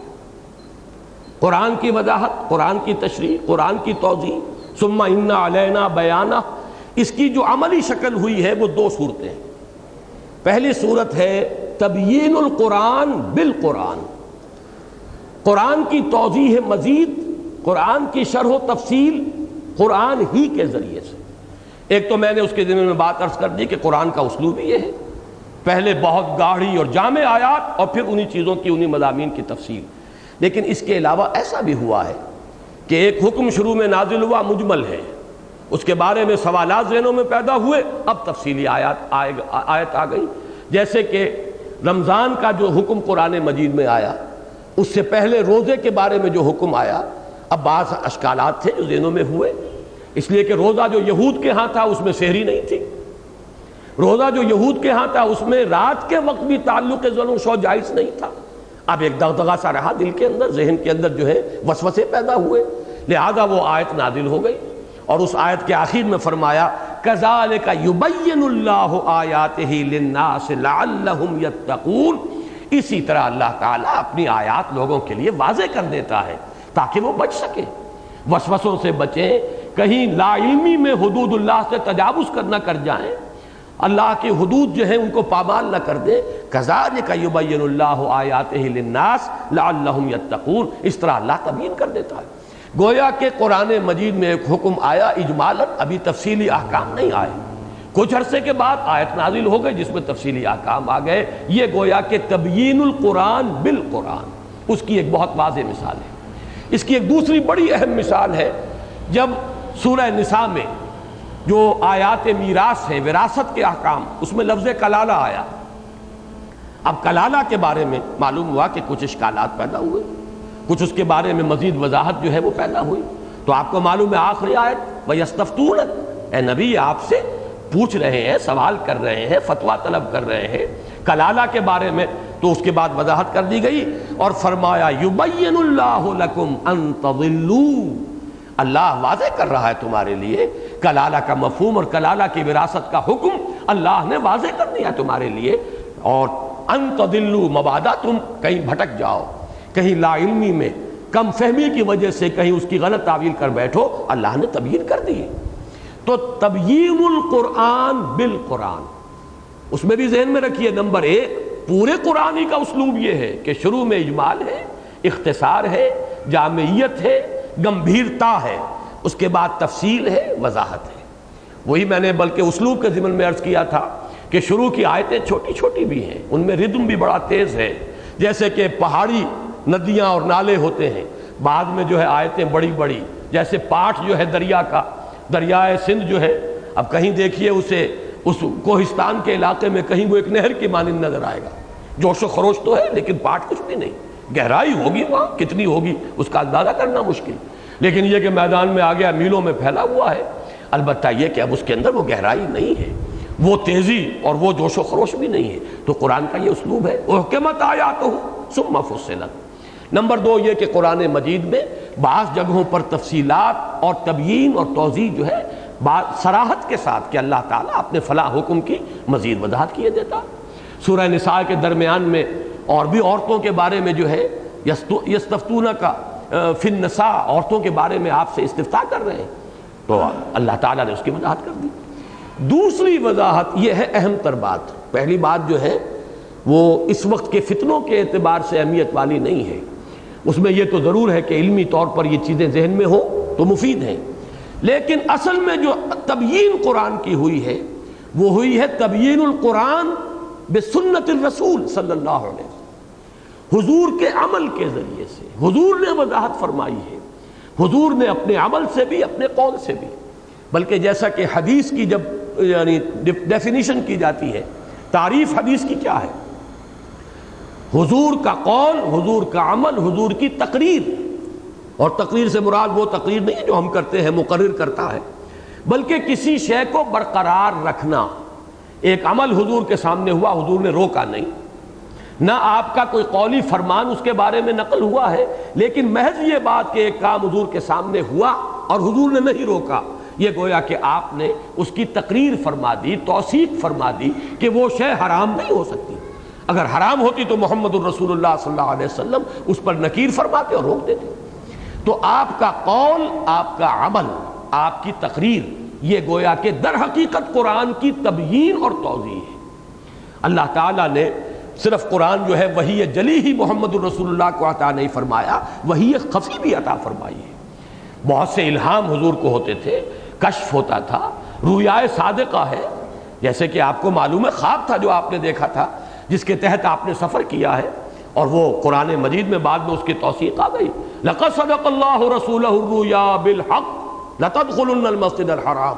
تو حضور تک جو ہے اللہ کی رہنمائی صرف یہ قرآن مجید کی وحی جلی کے ذریعے سے نہیں آتی تھی، وحی کی وہ بے شمار قسمیں جو اب بھی جاری ہیں، الہام اب بھی ہوتا ہے، کشف اب بھی ہو سکتا ہے، رؤیا صادقہ اب بھی دیکھے جاتے ہیں، اور یہ چیزیں وہ ہے کہ جو جن کا سلسلہ منقطع نہیں ہوا، اس میں غلطی کا بھی احتمال ہے، اس میں خطا کا بھی امکان ہے، خواب سچا بھی ہو سکتا ہے، جھوٹا بھی ہو سکتا ہے، وہ محض تہجین نفس بھی ہو سکتا ہے، وہ یہ کہ شیطان کی طرف سے بھی القاء ہو سکتا ہے، لیکن سچا خواب یہ گویا کہ مبشرات جنہیں کہا گیا ہے وہی کا 46واں یا 60واں جز ہے، اور لم یبقى من النبوت الا المبشرات، حضور نے فرمایا نبوت میں سے اب کچھ باقی نہیں رہا سوائے سچے خوابوں کے، اچھے خواب۔ معلوم یہ ہوا کہ یہ چیزیں، لیکن یہ چیزیں جو غیر نبی کے لیے ہیں وہ قابل اعتماد اس معنی میں نہیں ہوگی کہ لازماً ان کا صحیح ہونا جو ہے اس کی کوئی ضمانت موجود ہو، لیکن الہام ہو، کشف ہو، رؤیا ہو، القاء ہو، جب محمد الرسول اللہ کو ہوا ہے تو وہ یقیناً محفوظ ہے، اس میں خطا کا امکان نہیں، اس میں شیطان کا در اندازی کا کوئی سوال نہیں، وہ چیزیں یقیناً اللہ کی طرف سے ہیں، اور ان سب کو ہم کہتے ہیں وحی خفی، وحی جلی، وحی خفی۔ حضور کی وحی خفی بھی محفوظ ہے، رسول کا خواب بھی وحی ہے۔ حضرت ابراہیم نے صرف خواب دیکھا تھا حضرت اسماعیل کو ذبح کرنے کا، کوئی لفظی حکم تو نہیں آیا تھا، کوئی وحی نازل نہیں ہوئی، کوئی فرشتے نے آ کر حکم نہیں دیا، خواب دیکھا ہے۔ انی ارا فی المنام انی اذبحک فانظر ماذا تری، کتنا بڑا کام ہے بیٹے کو ذبح کر دینا، قتل ناحق کتنا بڑا جرم ہے، کہ قابیل کا وہ جرم جو ہے قرآن کہتا ہے کہ وہ تو گویا کہ تمام انسانوں کو قتل کر دینے کے مترادف تھا، اور اب حضور نے فرمایا کہ اب جو قتل بھی ہوتا ہے دنیا میں اس گناہ کا ایک حصہ جو ہے قابیل کے حساب کے اندر بھی درج ہو رہا ہے، بما قدم و اخر کے اصول کے تحت۔ تو حضرت ابراہیم قتل کرنے کے لیے تیار، چھری چلا دی ہے، کس قدر یقین ہے کہ میرا خواب جھوٹا نہیں ہو سکتا، میرا خواب یقیناً وہی ہے۔ وہ خواب غیر نبی کے لیے یقیناً حجت نہیں، لیکن نبی کا خواب حجت ہے۔ تو نبی کا الہام ہو، نبی کی رؤیا ہو، نبی کا القاء ہو، نبی کا کشف ہو، یہ سب وحی ہے۔ البتہ دو میں تقسیم کی گئی ہے، وحی جلی یہ جو الفاظ کے ساتھ قرآن نازل ہوا یہ وحی جلی ہے، اور جن سورسز سے اللہ تعالیٰ نے حضور کو ہدایت عطا فرمائی وہ وحی خفی ہے۔ اس وحی خفی کی روشنی میں محمد الرسول اللہ نے اس وحی جلی کی تبیین فرمائی۔ یہ وہ بات ہے جو سورہ نحل کی آیت نمبر 44 میں آئی ہے کہ وَأَنزَلْنَا إِلَيْكَ الذِّكْرَ لِتُبَيِّنَ لِلنَّاسِ مَا نُزِّلَ إِلَيْهِمْ وَلَعَلَّهُمْ يَتَفَكَّرُونَ، سورۃ النحل آیت نمبر 44۔ اے محمد ہم نے آپ کی جانب یہ وحی نازل فرمائی ہے، یہ قرآن، یہ الذکر، تاکہ آپ واضح کریں لوگوں کے لیے وہ شے جو ان کی طرف اتاری گئی، تاکہ وہ تفکر کرے، غور و فکر کرے۔ اب یہ تبیین محمدی ہے، ایک تبیین ہے اللہ کی طرف سے،